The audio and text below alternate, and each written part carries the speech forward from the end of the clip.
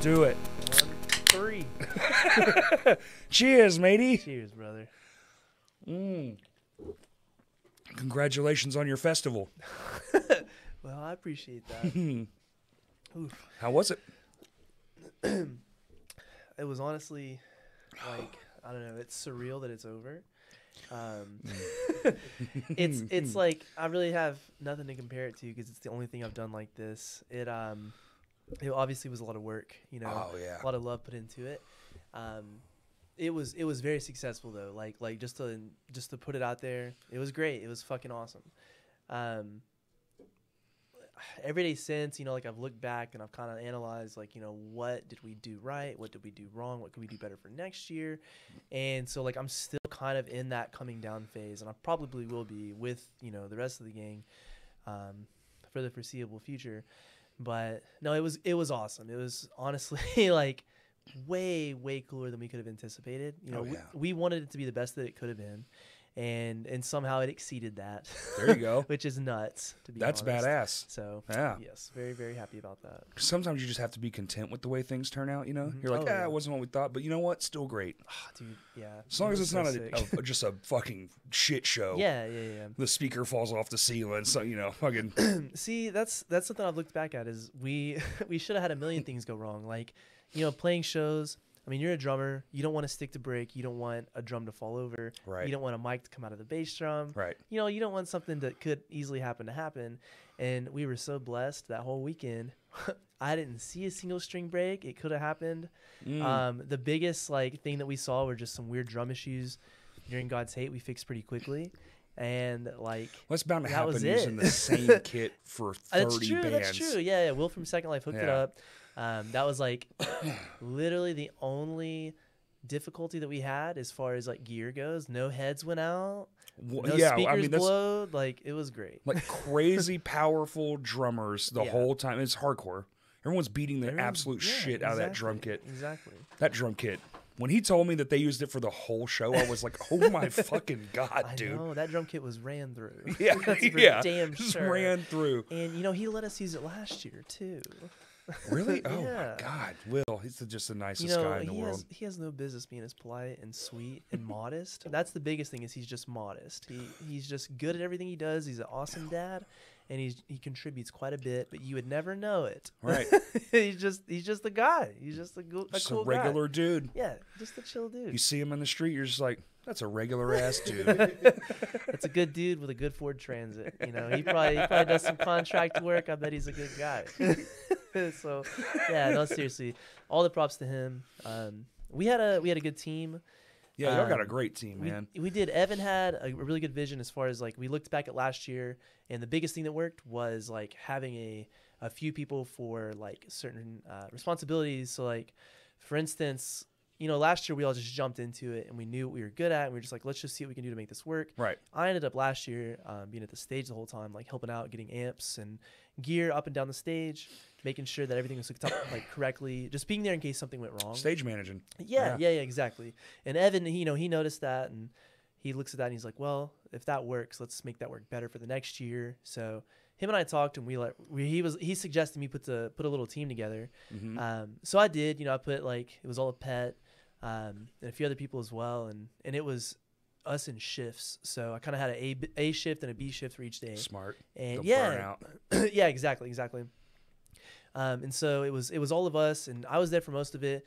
My buddy Addison, which is my fiance's brother, actually, same as last year. He was there this year too. He was also helping out with kind of delegating where the parking is going to be in the front and loading everything out of vans there into the venue and getting the vans in the right place. And a lot of the, just really, it's like, you know, like a, you know, it's almost like he's landing airplanes out there. Kudos to that. He's just going back. Because a lot of places don't have lots of shit. Yeah, no. We wanted it to be a well-oiled machine, and we knew that if we had the right parts, that it could be. And that was like our biggest thing. Is we were like, what makes this work in the best way? We don't want any squeaky wheels. We want this to be as strong as possible. And he trusted me with making sure that I chose the right people, and I'm very happy of the people that I chose. Tanner from Zilla, Tanner from Zilla and Benadryl was there as well. And then, you know, Daniel Cox from Color Design. There's probably somebody I'm missing. But, yeah, we made sure it all worked out. it was little things like that, just making sure that everything was taken care of. Evan, Stan, and Reed had a million responsibilities the whole weekend as well, and so they made that, you know, work out. But they knew that they could trust me taking care of this, and thankfully, also every band was very nice. Everyone was extremely respectful. Isn't that something? So I was grateful for that. And last year was the same way, you know, like playing shows. You know, some people can be snobby, and you know, no fault to them. People just aren't as social sometimes, and they get annoyed being in public. And I get it. I think sometimes they're tired. They've I think been on the road. No, 100%, especially if they're on tour. We tend to remember the shitheads because there's so few of them, really, actually. But they make an impact. But they make an impact because everyone else was so good. Right. We take the good shit for granted. Like, really what it should be is every night you're like, dude, y'all rock. Yeah. Thank you so much. And then when the bad guy comes through, you're like, he's just sad. That's one that sticks. That's a sad baby. But instead, it's that motherfucker from whatever, you know. You're just like, son of a bitch. That fucking dead dude, man. Yeah. No, it's like, you know, you could drive 8 hours. It was that one guy that cut you off that, you know, fucks the whole thing up. But the whole 8-hour drive was fine, but you're fuming. You're that like, one that fucking fuck. dude. In the white Honda, I swear to God. No kidding. In the CRV, fucked me. Yeah. But why do we do that? It's so silly. No, it's true. But it was, I will say it was a lot of luck, but it was a lot of us being ready for something to go wrong that I think made us have a buffer for shit just to go like straight up. Well, plan for everything, and what is there's Murphy's a phrase law. for that. Yeah, you know, what where you can just go wrong will. so you plan for all of it, and then, you know, the luck is, dude, nothing happened, and we had all these fail safes in place, so we didn't even have to use them. That's called easy money. Dude, it's true. It makes shit way easier. And to be honest, I am quite the procrastinator. I am still a student at UCA.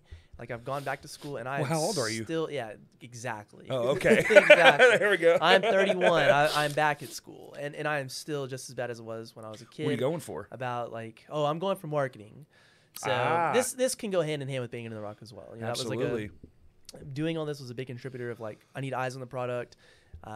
I need the product in people's mouths. I just want it to be a topic. Can you use this as your things like that? Your thesis? Because I mean, we'll see. It's a successful fucking marketing campaign. Yeah, I mean, it'll be in the portfolio, that's for sure. Which, I mean, Dean's List, here I come. You know, were the mini like branch off shows part of the original idea too, or is that something y'all decided after the first one? You mean like Friday Night Fight Metal? Yeah, because aren't those brought to you by the B.I.T.R Fest team? Right, yeah. As a like collective, the moniker, right? Yeah, as a collective, that is definitely a under the umbrella of Bangin' in the Rock.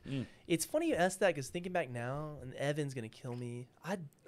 I bet Friday Night Fight Metal came before Bangin' in the Rock, and I Evan, if I'm getting this incorrect chronologically, I apologize. Leave a comment down below. YouTube's like, subscribe. Yeah, Stan and Reed, I'm also sorry. I know that like the way this works is that there was a pivotal point where we just all met up, and Bangin' in the Rock for us started right then, and then after that is when everything else started, including Friday Night Fight Metal. So we'll just say that it is all under the same moniker, and that yes, those definitely are a part of the, we'll say, the collective of Bangin' in the Rock, like Fuck us four. So that is a trickled down part of Bangin' in the Rock. Sure. Yeah, which is cool, and it, just like we wanted to do with the fest, we just have bite-sized portions of getting eyes on this state, getting bands in this town, and they all went fucking awesomely. Yeah, no, I will say like collectively the Friday Night Fight Metals as a whole, they've all been really, really fun, really, really smooth, really well perceived, and like I think most of them have been sold out, and if they haven't, they were right up there, which has been really, really sweet. I think all of them. They might have all been sold out, to be honest, which is cool. And which is I mean, that's a feat, dog. Yeah, I know. Every quarter you're doing a sold out. I mean, it's pretty badass. That's great. Yeah, and like, you know, I'm sitting here in this podcast talking about it, but I have to give like a ton of credit to Stan and Evan, and of course Reed. It's Stan and Evan. You're a whole. Y'all are a whole. Yeah. We are. That's just your. That is a good way to look at it. Sign of the whole. Right. We curate it, I guess, but like they're able. Like obviously they have connects. They make it happen and can orchestrate it. We're here to do operational shit and really like just make sure it goes off without a hitch. And like they've all been really fun. We're really excited because on the 19th we have Cruelty, Eternal Nation, and Morbid Visionz. I think we do have Dry Fire and Death Rattle on that. Yeah, January 19th. That's so fucking crazy. So that's gonna be sweet. It's an insane fucking show. It's just a little after a month from Bangin' in the Rock, which it's crazy to think about. Yesterday was a week since the Saturday. It's like y'all ran You leaped into the sand pit to see how far you could go and didn't stop running again. Just fucking, you're lapping the fucking. We might have jumped right past the sand pit. I don't know. Yeah. It's always like, I don't know, being 2 to 3 steps ahead, I think, is pivotal.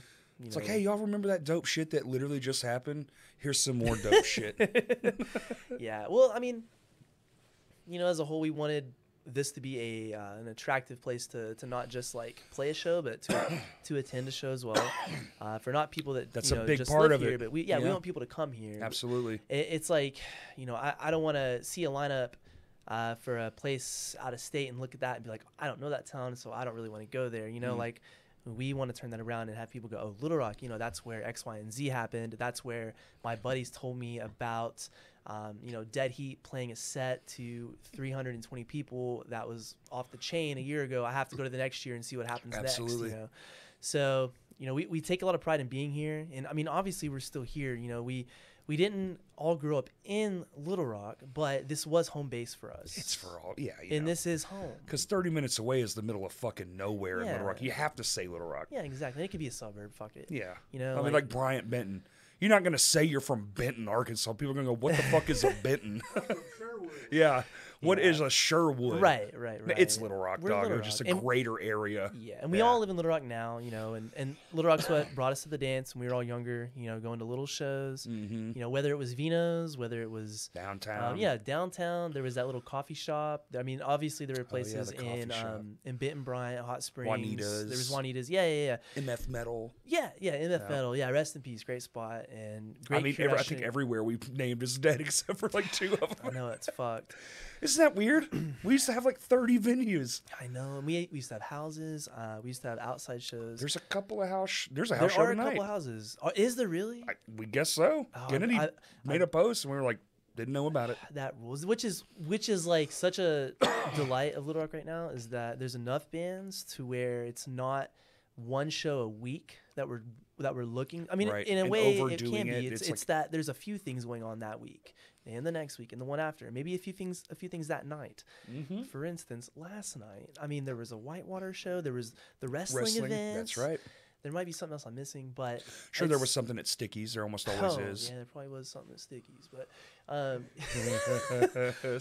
but yeah, it's something for the aged up people. We have the generational shows, but it's cool because we can build a show as a whole to have quite the crowd. Right. To want to go to that. And with Friday Night Fight Metal, with Banging in the Rock, with shows that we book individually that we don't necessarily say are under the umbrella, it's always the same goal, is like what sounds good, what looks good, what brings the people to the show, and what makes them want to come to the next one. And, that should always be the goal, but that it's always us looking to the one right after. That's always. Yeah, you're always looking forward. Yeah, you're doing your best, and then we don't look at it as like, well, this is chapter whatever, and that's the end of that book. Right. It's always, well, if it is the end, we go to the next book, or we just keep writing and we just keep moving, and we get to the next part because we want to keep it moving forever. Well, and that just does it for everything. Yeah. The more things that do that in their own right. Some next group of kids they say that playing like regular rock and roll. It's not like punk or hardcore per se, but they start doing something of their version of that. Yeah. Well, these kids are into that. It's room for all of it. Mm-hmm. The room's bookable. Now you got to kind of go there and be like, hey, can we have the room? But no, it's true. It's a blank canvas. It just takes someone wanting to paint on it. The DIY, you just got to grind the shit out of it. You do. And you got to be okay with failing. You just have to be okay with taking the risk and just saying, fuck it. Whatever happens, happens. It's just the fact I'm putting all into it. And more of a failure can be very great. Oh, yeah. Especially if you can learn and not get in your own. It sucks. I failed a million times until I found out how to sell a show. No, it's true. It's true. It's like, why was there only... I played a show in front of a person. I have. Yeah. One. Uno. Even the fucking owner went up in his office. He was like, this is terrible. Yeah. I mean... Michael Jordan went back to the Bulls after playing for the Sox and blowing it. Okay, he learned his biggest lesson in failure in front of and he had the world. And he had one of his biggest successes by coming back. That's right. You have to fucking blow it sometimes in order to appreciate it and make it work. Don't win off the top. Right. Like you'll never people appreciate look at y'all and go, well, Banging the Rock 1, 2 is all great. All your shows are great. It's like, yeah, but y'all have 25 years of experience of, you know, coming up through now, all hold that. on, I'm not that old. How old would you say you were? Well, I'm 31. Okay, so maybe like 10 years. Well, yeah, I mean, maybe like, you start I'm trying going to to think. So I started going to shows, 07. Oh. No. We'll say 06 because I was going to stuff in Malvern and Hot Springs. But it's when Evan and Stan, and I think Evan might have started a little earlier because he had started booking shows as long as I can remember, even if it was just Soundstage in Conway. Yeah. Like it's the fact that there's been, at the bare minimum, over 12 years of trial and error to make it work for right. you. And just learning from those two and like being around them to see what can go wrong and what should go right and seeing it not happen all the time has been enough to grind it out and make it work for this type of product. Or watching someone else fail too is kind of sometimes can be really beneficial. Yeah. Be like, ooh, don't do that. No, it's a small enough town. Everything bleeds together. Failures and successes, same side. They see ours and we see theirs, and we can all learn from each other. And, Absolutely. And that's just life. That it is what it is. Yep. And it helps us. Hopefully, what we do helps them as well. Like you said, you know, young people bringing up whatever rock and roll. Hopefully, what we do brings another generation to learn from our successes and failures. You know, so long as it could be anything. You know, it could be it doesn't matter. Just find a hole that will be like, yeah, you can have Tuesday, whatever it is. Yeah. And just be like, well, Tuesday it is. We got to put 100 motherfuckers in this building on a Tuesday. How do we do it? You know, that's it. What locals do we get? Do that 25 times, and eventually, you'll have one badass Tuesday. No, it's true. It's true. Like, okay, you asked, you know, when did I start going to shows, and I'm like, fuck, when did I start going? To be honest, because it's like I said, Evan started booking later, but we all did start going around the same time, and that helped too. Just attending shows, just being there and being like, this is why that show is good. This is why we kept going to shows. This is what kept us telling friends about those shows, and this is what made us be in bands to play those shows. Right. You know? So it branches. And you're in a mountain of bands right now. Is this the most you've ever been in at once? Yeah, and it's like when you say the most I've been in, it's the most everything I think I've been in, actually. Really? Yeah. With all of it? It's probably the busiest I've been in my entire life. Good. Which is cool. I mean, there's not a dull moment, you know? Like, there's times at home where I'm like, I know there's something that has to be done. And I have a fucking whiteboard, like but a marker board. Smart. You know? Yeah, dry erase board. And it's just like, let me unload my brain.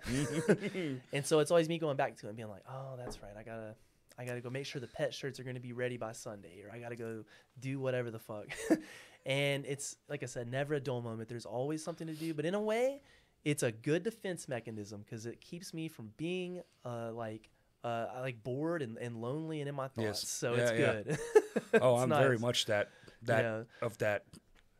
Like, I don't like downtime, man. Right? Yeah. No. My downtime is like, what time is it? I should go to sleep. Yeah, exactly. I feel that.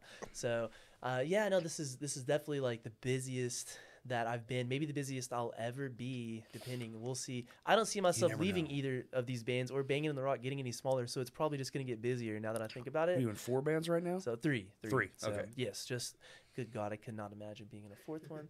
Now I will say at the same time there are projects I talk about with friends, like me and Matt have talked about a couple things, like Matt Johnson and me and the dudes in Paul Bear have talked about stuff, and like these are all good things that need to happen, and on paper they would be fucking sick. Absolutely. And if I get a little bit more bandwidth, they will all happen. When I was your age, I was in 5, and it was like different people, and I was practicing 5 nights a week, and jobs and 4. I'm in 4, but 3 of those bands are the same people. So when we go to practice, we can just go, what band is it today? What do we want to play? Yeah. It makes it a lot easier. That's good. I don't have to have 5 guitar amps and 3 drum sets. Yeah. Which I do, but that's just because I've been doing it forever. Well, the longer you play, the more you collect. Well, the more the one time you sold something, you regret the shit out of it, you hang on to something for no reason at all. It's true. It's true. I'm a gear slob.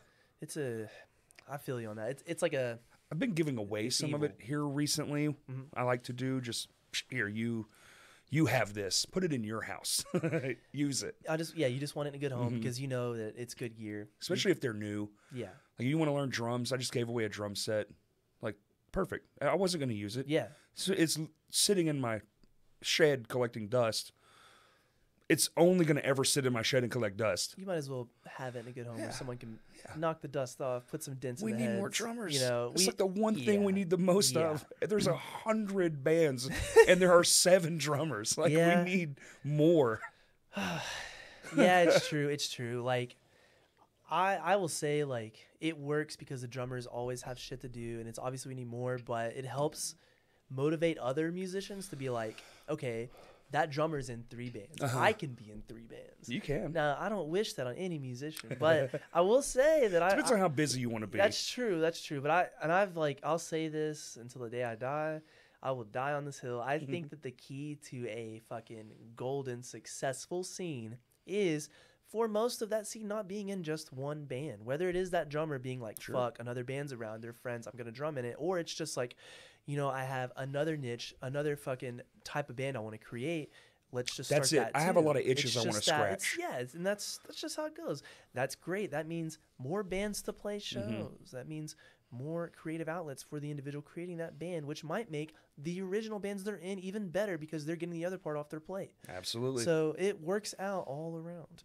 So whoever's listening to this, if you're in 1 band, that's not enough. And 2 is getting there. 3, that's the magic number. I think 3 is pretty good. And in different genres too. I do it because, I want to do like, I notice that there's not this, but I want to do my version. Like, let me do that.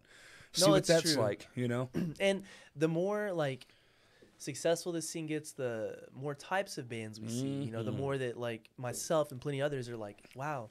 Which I'm a huge fan of that. I see this type of band. I want to play in that kind of band. Like, that's like somebody sees Dryer Fire and they're like, oh shit. I used to listen to Crass. You know, like I love this very raw, hardcore punk music. It makes me happy to hear it and see it. Like, now I want to start that. And those are like actual kids. Yeah. Like, actual badass. And that's going to inspire all their friends who come. Like, well, we're just here to support our friends. And they go, oh my God. Yeah. And what like, the fuck is this? Know, and what's cool is they may be younger and they fucking grind. They do. Like straight up. Like a motherfucker. And it's so, and you know, their ears are to the ground. Like, again, modest individuals playing music fucking work. Like, it's so sick. And they're a great example of that, as is Death Rattle. And like, I mean, like Salon Blondes, there's a lot of youngins here that are fucking rocking. Obviously, Zash. So many Solace, youngins. Yeah, it's crazy. And like, they're just all like, they're self-aware. They know what they're doing. They're great. They're really good at marketing what they're doing, and that is a huge factor here. And they're not scared to play quite a few shows in a short amount of time to get eyes on what they're up to. That means that those kids are seeing it and their friends are seeing it. Now they're going to play more towns, even if they're smaller. Like, I went to Zash Bash this year. You were there. Hell yeah, okay, Shitfo played. Yeah, baby. Of course you were there. Well, I think maybe my favorite show of the entire it was so year. Sick. It was ridiculous. I'd never been to that town. I was so happy. Yeah, it was so sick. And I was like, I don't know anyone here except the band's playing. I got the Zash text message shirt with the lady complaining. Yeah, that's sick. And we were there for that show, for that lady to complain about. When I saw that print, I was like, damn, I'm a part of that. I saw the riffs. I heard the music. I got to experience what upset an entire town. It was so sick. I think I might have been the first one to buy one. I don't know. I saw the Zash boys the night before at the pre-show, and I was right now. Yeah. Whose Cash App am I sending them money to? I heard y'all got the shirts done. Dude, and it looks good. It's too, fantastic. You know? Like, fits that's well. That's another thing. And it's like, obviously the riffs are there, the yelling's there, the drums, everything's there. Right. And the product, it works together, the blend is there. The personalities. But like the fucking merch that these bands have too is also fucking really good. Merch. And it's how like, the fuck do they do that? It's great. Like, I don't know, they've got it figured. I wish I had it figured out at their age. Termination too, though. Oh, of course. Just merch kings. Those are heavyweights when it comes to every aspect involved. You know? I've never designed anything I want to sell. You know, never in my life. That's funny you say that. Evan and I were on a FaceTime call like a month and maybe 2 months ago, and it was like a Banging in the Rock call, and I was like, Evan, I should have told you I'm wearing the Terminal Nation Freddy Krueger hoodie today. You're also wearing it? Fuck. But the thing is it's such a good hoodie. And I was like, I look at it and I'm like, how did this come to fruition? And in that chat, I texted Stan and I was like, hey, what was the thought process behind this? Like, you came up with this, and he broke it down for me, and I was just like, this is like the definition of a perfect piece of merchandise. This is a good hoodie. I think if you've just been around Stan, though, that dude's brain is yeah, right. And I say we grew up together. We've known each other since, fucking 2007. So, like, his brain is... It's a long time. Imagine his brain now on Adderall. It's wild. The man can be president of the universe. Like, he's a smart dude, but he's quick, and, like, he's wise. And, like, that hoodie is a testament to that, as is the rest of their merch, their lyrics, them as a whole. It's great. And eyes are fucking on it. Killing it. Yeah, no, straight up. It's an understatement. Yeah. And, I will say, like, same with Banging the Rock, you know, his wisdom over the years, as with artists putting that fest together, is what helps that kind of product. And like same with Evan, and obviously I'm in Morbid Visionz too, but like Evan can curate that kind of product for Morbid Visionz as well, and he does it in a great way. Also helping create badass merchandise. And it's like, you know, if I'm wearing a band shirt, I'm more inclined to subconsciously think about them, maybe have like a riff in my head or something, because I'm thinking back to when I bought it, when I saw their set. Interesting. And it's just like the fact that I bought the piece of merch because it looked that good, you know. Right. And you know, I will say also they're great bands where the merch isn't that hot, and I'm still gonna buy it because I want to support them. But it's like that's not the case here. All these bands have cool looking shit. Yeah. And it's like, yeah, I gotta have it. I gotta have it. I'm like, what if we just drew Sharpie markers on the thing and just, that's it? You buy a blank T-shirt. I'd still fucking buy it. They're all so good. I'm so bad. I'm just so bad. I don't have any idea what's good. I don't know what people like. I have no idea. You say that, but you're in the Badass Loves gas station Furnace Fest shirt. But better lovers though. See, Jordan Buckley made that, not me. Oh, that's cool. He's cool as fuck. I don't know how to do that. Yeah, Furnace Fest is fucking awesome, dude. I had the best time. That is Ash Bash. That was this year. Yeah. Okay. Yeah. It looked sick. I went last year. I didn't go this year. We got to. Oh, I know. I saw you. Yeah, it was because 2022 because Pett played a pre-show, but it was like Sunny Day Real Estate year. So sick. Yeah. Oh my god, that was like I was talking about this last night with an old friend of mine, Schaefer. I used to work with him at Pizza Cafe, and he's my Starflyer 59 and Sunny Day Real Estate. There you buddy. go. You know, like he had seen them a lot longer. He's a lot older than me. Wow. And like so like he always had funny stories about both bands, and I finally saw him last night at a Christmas party and got to tell him about seeing Sunny Day at Furnace Fest in 2022, and I was just like, dude, I have so much to tell you. They played every song you'd want to hear off Diary and How It Feels to Be Something On, and like we just had a moment. And Furnace Fest made that happen. Like it was so sick. They curate quite the product of it's wild, man. All age groups, and it's like you got youngins there to see like Fiddlehead and shit like that, and you got like old motherfuckers there to see shit like Sunny Day, to see shit like Roadside Monument, and like they just don't stop. I don't know how they're gonna close it up. Like so put is a nice this last year happening? Is that what it is? Yeah. Okay. Well, fuck. You know, they say it might morph into something different. But end of the road. It's end of the road for this version of the thing. Yeah. Oh, okay. So like that team might stay together and start making like a one-day thing maybe, or a smaller version. Yeah. Because I mean, imagine that shit. Yeah. Like imagine having to keep track, because it's like they're already working on the next year before this year even happened. You know. That's what I'm saying. You got to be steps ahead. Yeah, you do. You got to be. And man, every year that they've done it since it's came back, I'm like, fuck, I have to go. The lineups are insane. How did they bring back every dead band? All of them. Think of one. You know what? And this year, I think they're going to get all the rest. They're like, well, they didn't do this one. And I'm like, I bet money they're gonna. Look, every fucking thread, though, I comment. I'm like, Starflyer 59. That'd be That's sick. That's the one. You know, and I never got to see them. I'd watch them. You know, the older I get, the more I get nervous that I may never see them. And I've seen every fucking band of mine that I obsess over except the Bad Brains and Nirvana, which one of those will never happen, but one might. And well, I mean, with technology, dude, don't say never on the Nirvana front. I know. Grohl's getting older, and the holograms are getting crazy, dude. They are. But I don't know. It can't do it have justice. Have you seen? Starflyer could happen is the thing. They haven't played a show since 2009. It could fucking happen. Furnace, if you're listening. Absolutely could happen. Fucking book that band, goddammit. They might be. We don't know. That's how good they are. I don't know. Yeah, they might. They might. And I'll say that's one thing about that Furnace Fest group. That's one thing about those people. They are actually listening. They do actually care about what their fans are wanting. And you can tell they curate like a perfect fucking weekend. Dude, they took the fucking barricades down for the whole fest. Good. Because the fans were like, we don't want this. And they went, all right. Listen to y'all. I guess we'll up the insurance. Yeah, it is what it is. Unless the bands are wanting it, like it's just nobody wants those. They're honestly a liability. People get hurt on barricades. People are gonna jump off. Well, they're them. gonna get hurt regardless. Slip. Yeah. And Sound and Fury. Absolutely. My buddy Scotty I think it was his elbow. He fucking broke that shit hard on a barricade. Really? Yeah, dude. And I think it might have been Dear in God's Sake. I'm not sure. There was a barricade at Sound and Fury. They took it down. It's like they have like a 2-level type thing where the stage is there, the level under it you can stage dive off of. Oh. To really like kind of keep it to where the bands aren't as bothered where you can just stage dive after on this little tier under it, and there was a fucking barricade right at that. And like, so there's a platform and a barricade. Yeah, you just need to look up a video. Yeah. The way that I'm I'll describing watch a it video. probably isn't correct, but just look up a video of that, and you're just like, God damn it. They took it down. That quick. seems excessive. Yeah, it was. In the way I'm hearing. And like, I mean, that shit's fucking open air fest at this point. It's Warped Tour, it looks like, and so they have to have some type of shit to help with liabilities. But then it ended up actually being a way to injure someone. So they, I think at that point they were like, no, fuck that. We can't be having a fucking barricade.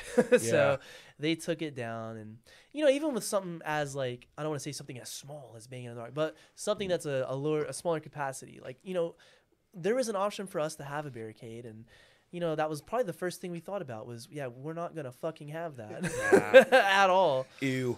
No, there's absolutely no way. Could you imagine even this year if there had been one and Terror played? Like, no. It's fucking hell no. Well, and in that room, God, we're not what the doing fuck that. would you... I would, if there had been one, someone I hope would have picked it up and chunked it. like put it off to the side? Just something, yeah. Here, y'all gonna have that up there on the upper level. Yeah. Do away with this thing. Put it in there so people can like find a better parking spot or something. I don't know. But get it out of the venue, please. Get away with it. Use it to mark the door exits. It's just bike barrack, you know, it's just bike railing anyway. Yeah, it really is. So fuck it. But yes, all the love to Furnace Fest. That was one of the funnest times I've ever had. And it was cool because it was just like me and Pett hanging out all fucking weekend. I'm very excited to see how shit. it all culminates. Yeah, I am too. It's definitely going to be like, I mean, you would hope it's out of the water and you're like, well, fuck, they've already done it all. You know? So you're like, what? But there's something else that we just haven't thought of that they're going to have. Well, because that first year, they kind of gave us the bands we already knew, the ones that were kind of still going. They brought back some bands. People were like, damn. Yeah. The year y'all played was like, we brought them all back. Yeah. Oh, man, I got to see Morning Again. I know there's so much good shit. And honestly, this last year wasn't much different. It was just like, band you've never seen in 10 years, 20 years. Boom, boom, boom, boom, boom. And then like more bands playing it too, which is cool. Crazy hot, brand new bands, old as fuck bands, like wild, man. Yeah. Slow Pulse got to play, and their singer's like a really old friend of mine, and they played in the Was that Friday? I don't know. They opened up the day of the stage that has the ceiling on it, the one that has like the incline. Oh yeah, the shed stage. The shed stage, yes. They played that. And the turnout was great, but the reception looked fucking awesome. Mm-hmm. And then I think she did a song for she did a song for Dying Wish later, but during that fest, it might have been like, if Bloodline Calligraphy played, it was that. I don't know what it was exactly, but people loved that band. And I'm like, that's just friends of mine just playing a fucking fest and people going ham. Mm-hmm. And I was like, that's sick. People had no business going that wild at like 12:30 p.m. Oh, it was every day, like first band to the last band, just fucking chaos. That's good. And like it's shit like that, you know, we witness that, we see that whether it's in person or online, and we're like, that's what we want. We want people to go ham before fucking 1 p.m. You know, we're gonna have Zash play first at 3 p.m. and kids are gonna go fucking bananas. Mm-hmm. And it's like, yeah, that's exactly what is happening, and it's cool as fuck. It's happening in Little Rock, Arkansas. Yeah, imagine being a band that's on tour and you see that. You're like, Jesus, fuck, this is a local band. These people are losing their fucking minds. Good stuff. I know. Good stuff. It's cool. It's cool. It's very like, I don't know. It's flattering. It's fulfilling, but you know, it's also like it's jarring, because if you look back, like I don't know. I'd say look back 10 years, but no, it's look back fucking 2 years. 2018. You know, mean, really was look like back right pre-pandemic. That was like right when everybody kind of. I feel like there was like a collective, hey, let's do more. Happen. Like let's do, because this shit is fucked. Let's just do some more. Yeah. And then things just started kind of slowly. It's been a slow start, but like, I mean, you can't even. Fucking 2018 to now is not even, those two things aren't even comparable at this point. Yeah, I mean, you know, in a few weeks, that's going to be 6 years ago. It's fucked up, but we are looking at... It's so crazy. You know, around half a decade ago, it being a 180 from where it's at right now. I know. And, like, that has to do with not one person going to bed and waking up and it being that way. That is fucking hundreds of people making with a whole pandemic in between work, it. You know, yeah, it's just, it's hard-ass work. It's like, fucking, it's love. Yeah, it's so sick. Well, it's cool that it stayed, because it started in, I feel like it really did start in 18, at least in my eyes, from my perspective, and then just kept going. And then you like the shit happened, and you're like, God, dude, we're going to lose all that. Did we really just pull all this together for nothing? And then, no, actually. Crazier. It didn't stop through the whole thing. Yeah. It somehow got more connected. That was, pandemic created a time frame for us to go to the drawing board and work out a million different scenarios. Yeah. And figure out what we think could work, what we think may not work. And like, as fucked up as COVID was, like, I mean, in a way, it was in the worst way kind of beneficial for us to like have enough time to make something like that work. Yeah. And had it not been for that kind of time, you know, we wouldn't be here. I mean, maybe we would be years later, honestly. It's all in hindsight, and right. You know, that's whatever. But maybe you're just right. We just all we the thing is it's like, yeah, even if it was 2018, we just all were at a point in 2019 and 20 where we were like, hey, we know what we're capable of. We know what this scene is capable of. We've seen what's been here, what we've wanted to be here, but didn't happen here. Right. That passed it. That went from Memphis to Dallas and had a day in between and didn't stop. You know, we're like, we want to make this a desirable place. Yeah. You know? They used to. Yeah. It was no problem to go Dallas, Little Rock, Memphis. Right. And then somewhere along the way, around 07, 08, they just stopped. We went from undesirable to undeniable, baby. Yeah, baby. I really do feel like we're starting to pull from other places. Like people are starting to look and go. Yeah. Like the market is expanding at such a rate that you can't ignore what's going on. No, it's true. That's awesome. Yeah, and like locally, obviously, you can't ignore it either. And it's cool because it's like month after month, show after show. Obviously, you know, I'll see faces I don't recognize, but what's been really, really interesting is that I'll see people that I haven't seen at a show in fucking, like 5 to 10 years. Mm-hmm. And I'm like, holy shit, what are you doing here? And they're like, dude, y'all ended up booking so-and-so. I had to go. And I'm like, last night, fuck yeah, you're in here. In the parking lot, some dude's looking for a parking space. I'm like, hey, man, there's a second lot. Oh, yeah, I'm sorry, man. I haven't been here in 10 years. Nice. God damn. That's amazing. You're back. For whatever reason. Granted, it was wrestling, but hey, that's part of it all. You back to the dance, you know, and that's what's sick. Is it's like we want all the fucking new people to come to the shows, but we are very, very happy to see that it's a lot of people that just kind of, you know, whether they gave up or just got busy with life, found time to make it happen. A lot of it is life. Know, and a lot of it is people my age. You know, they all have but now they all have teenagers. Yeah, so now they can kind of come back a little bit. That's true. And you know, as is life, there's always going to be sacrifices. And what we're seeing now is more people are willing to take a sacrifice, right? Like they're like, whatever's happening, I'm going to be there, you know? Right. Like I'll find a way to make whatever the fuck happen. I'm not going to miss, you know, this show or that one. Or I'm not going to miss this band playing at that time or whatever the fuck. But it's fucking commitment, and it's them noticing the hard work that we put into. But it's also it paying off. Like it's... You can go to an office and fucking work, you know, 78 hours in 1 week and maybe not have shit to show for it. And, you know, you're kind of fucked at that point. But you could go there and maybe work 8 hours and do the coolest shit ever and somebody notices it. But it's the fact that people notice that, no, we are putting in, that 78-hour work week. And they're like, well, we want to see, you know, we want to feel the love that y'all put into it. And we want to see what it brought back to us. Yeah. And it is a return investment. It's cool as fuck. It is. So... It's a full-on drug. It is. I was talking about it last night. I was like, dude, entertainment is just the wildest thing because you will do it regardless. I mean, if I'm still playing in front of that one person, I still kept doing it. Like there was no turning it off for me. I was talking to one of the wrestlers and he was like, dude, I was literally going because the scene here was not something he was involved in wrestling-wise, I guess. He's like, I was going to Georgia and losing $150 every weekend. Yeah. And I could not stop myself from doing it because I just wanted it that badly. Yeah. And that's the heart of a success story is people grinding their fucking asses off, you know. And, you know, you see a lot of parallels when it comes to, like... It's crazy how deep that is, I know. Man. And, like, with music, you know, you'll see parallels between wrestlers doing the same lifestyle as a fucking musician. It's the same shit. Doing the same thing, selling their own merch, doing whatever they can to get booked, however they can. Just they want people to see what wheeling they're and doing. dealing with different promoters in different towns, booking exactly. tours. Like they actually do, you know, wrestling tours. They do a gig here, a gig there. Yeah, no, it's true as fuck. You know, the fucking The Rock would sleep in his back seat, you know, for fucking years until he like would get the right call. I mean, it's the most successful people had to fucking do that. Nobody started. Nobody right now that is like living the life and fucking doing great started off that way, you know. Right. Like you have to fucking start in shit, honestly, to understand it and get to where you need to be. Appreciate it for the most part. Some people forget, but and that's a lot of people that we don't see as often. Right. So, that's true too. You know, and you know, no shame to them. They'll come back around. It's okay. Yeah, it's all good. But no, we're all on a different path. Right. Yeah, there's maybe a fork in the road there. Who knows? But no, it's cool as fuck to see that though. Yeah, like, fork made out of money. Yeah, right. Yeah, and like I don't know. I mean, you know, with as busy as I am, it's easily one of the brokest times I've been in my life too, but easily one of the happiest, you know. It's the most happy. Straight up. A couple nights ago, sitting around with buddies, like just, I wouldn't trade an ounce of it. No.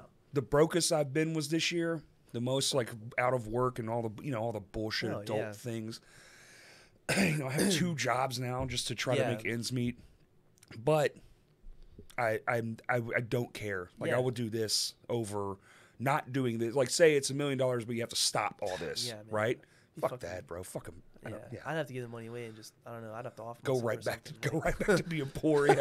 Something like no. There is a thrill to it. Like you said, it's like a drug, and it's exhilarating to like. It's fucked up. It is exhilarating to have 10 million things going on at once, but it fucking is. I hate it because it's oh my god, it's so exhausting but so fun. But it's like, so real. The week, like say, like y'all work all that, boom, boom, boom, boom, boom, boom. You're juggernauting towards this fucking goal, like downhill, all the shit. Blah blah blah. It happens.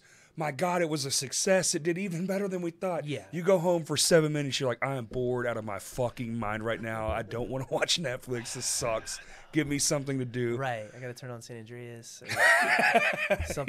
That's been my like. I have some downtime. Fuck it. I'm turning on the definitive edition of the trilogy. I'm pulling up retro gaming. Well, no. Well, that is a huge hobby. You might as well. But no, lately I've just been playing a shitload of San Andreas.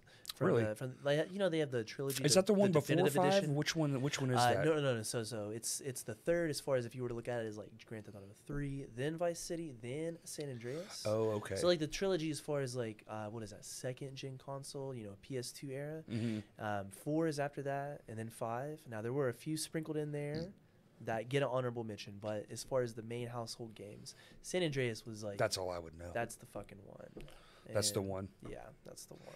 So was that the pivot point for that company? I don't know. I don't know much about that whole thing. You know, that's a great question. Rockstar had so much success, like in the early 2000s, with plenty of fucked up games. Like they had Manhunt. Oh yeah, that game's wild. They had Hitman. God damn, what just a bunch of murdering people games. Dude, no, that's so true. It's the most Kyle shit.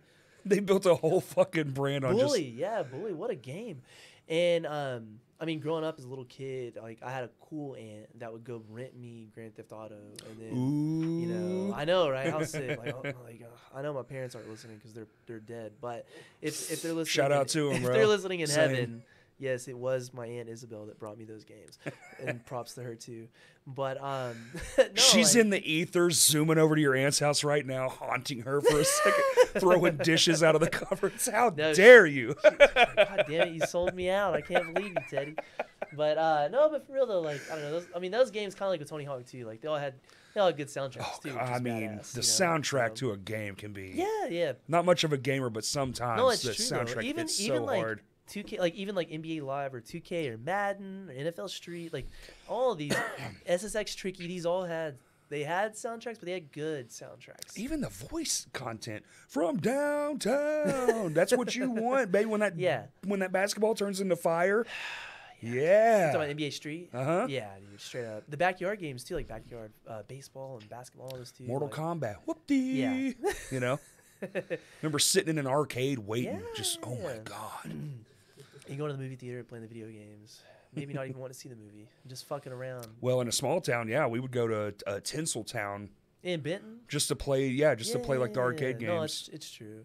My fucking cousin, Kia, she, it's such a small world of shit, but she ran the Tinseltown when I was a little kid. So when me and Stan became friends, Kia was telling a story about some kid with piercings who got kicked out of the movie theater or like did something, and I was like, interesting. My buddy Stan goes there as much. I wonder if it was. She's like some kid with a swoop and piercings. Dude. And like, I ended up Stan and my cousin, they did know each other.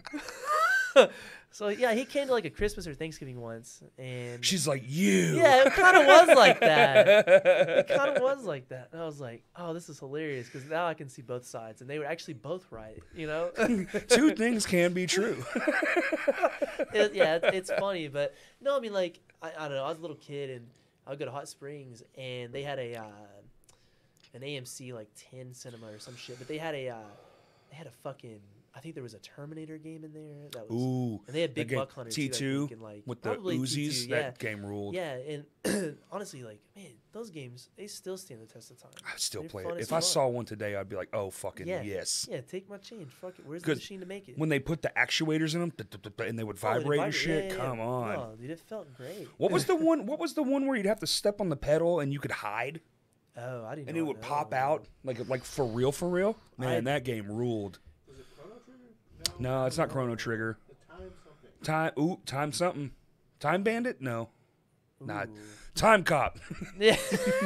Jean-Claude I Van was gonna Damme. say now VHS. Yeah, dude, that movie's fucking awesome. I have that VHS. Do you really? Oh yeah. Hell yeah. I love my VHS collection, and Oh, you got a collection, huh? Yeah. Oh yeah. Time Crisis. There you Time go. Crisis, Time there you Crisis. go. That Right. game ruled in an arcade setting. Okay. Played it on PlayStation 2, not as fun. Okay. It was like a little button, you know, like you would squish. And you're just kind of. The big machine's way cooler. That's cool. Yeah. Yeah. That's the bigger ones were definitely like the shit. VHS collection. Would you like to add an episode of Crash Cast to your VHS I was gonna collection? ask you about this earlier. It's real. That's fucking sweet. Our buddy Sam, who helps us with a lot of our marketing stuff, Yeah, let me see this. like he actually made copies of our episodes on real VHS cassette tapes. Oh, and it's fucking Uh-huh. blue.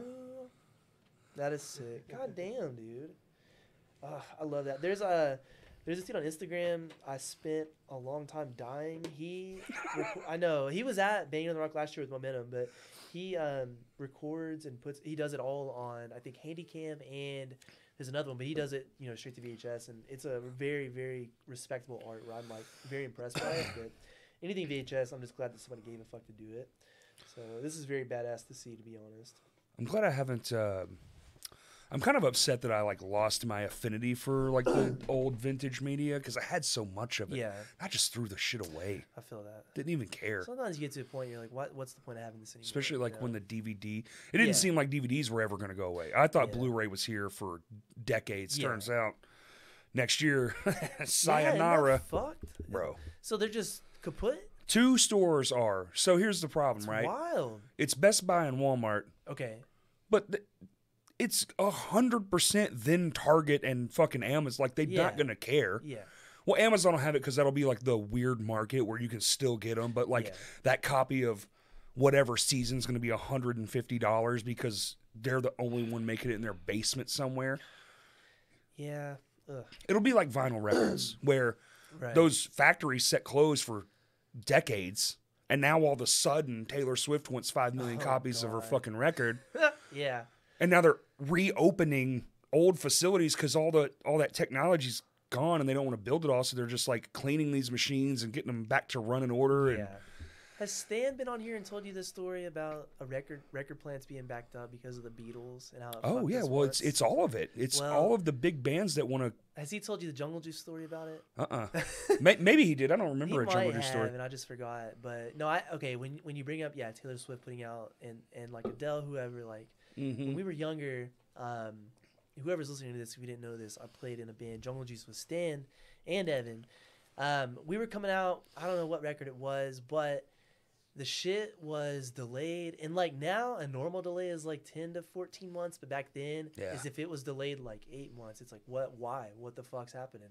And There's no one buying these fucking things. and Yeah. like, but back then it got delayed. Yeah, I think for like 10 or 12 months, and it was because of the Beatles putting out some fucked up anthology with B-sides, So they had with fucking every plant on it. C-sides, with Yeah. all kinds of shit. Oh, And, I like, know exactly love what the- anthology that was. Dude, and you know what? I really do like the Beatles, but at that point in time, I was very angry. Sure.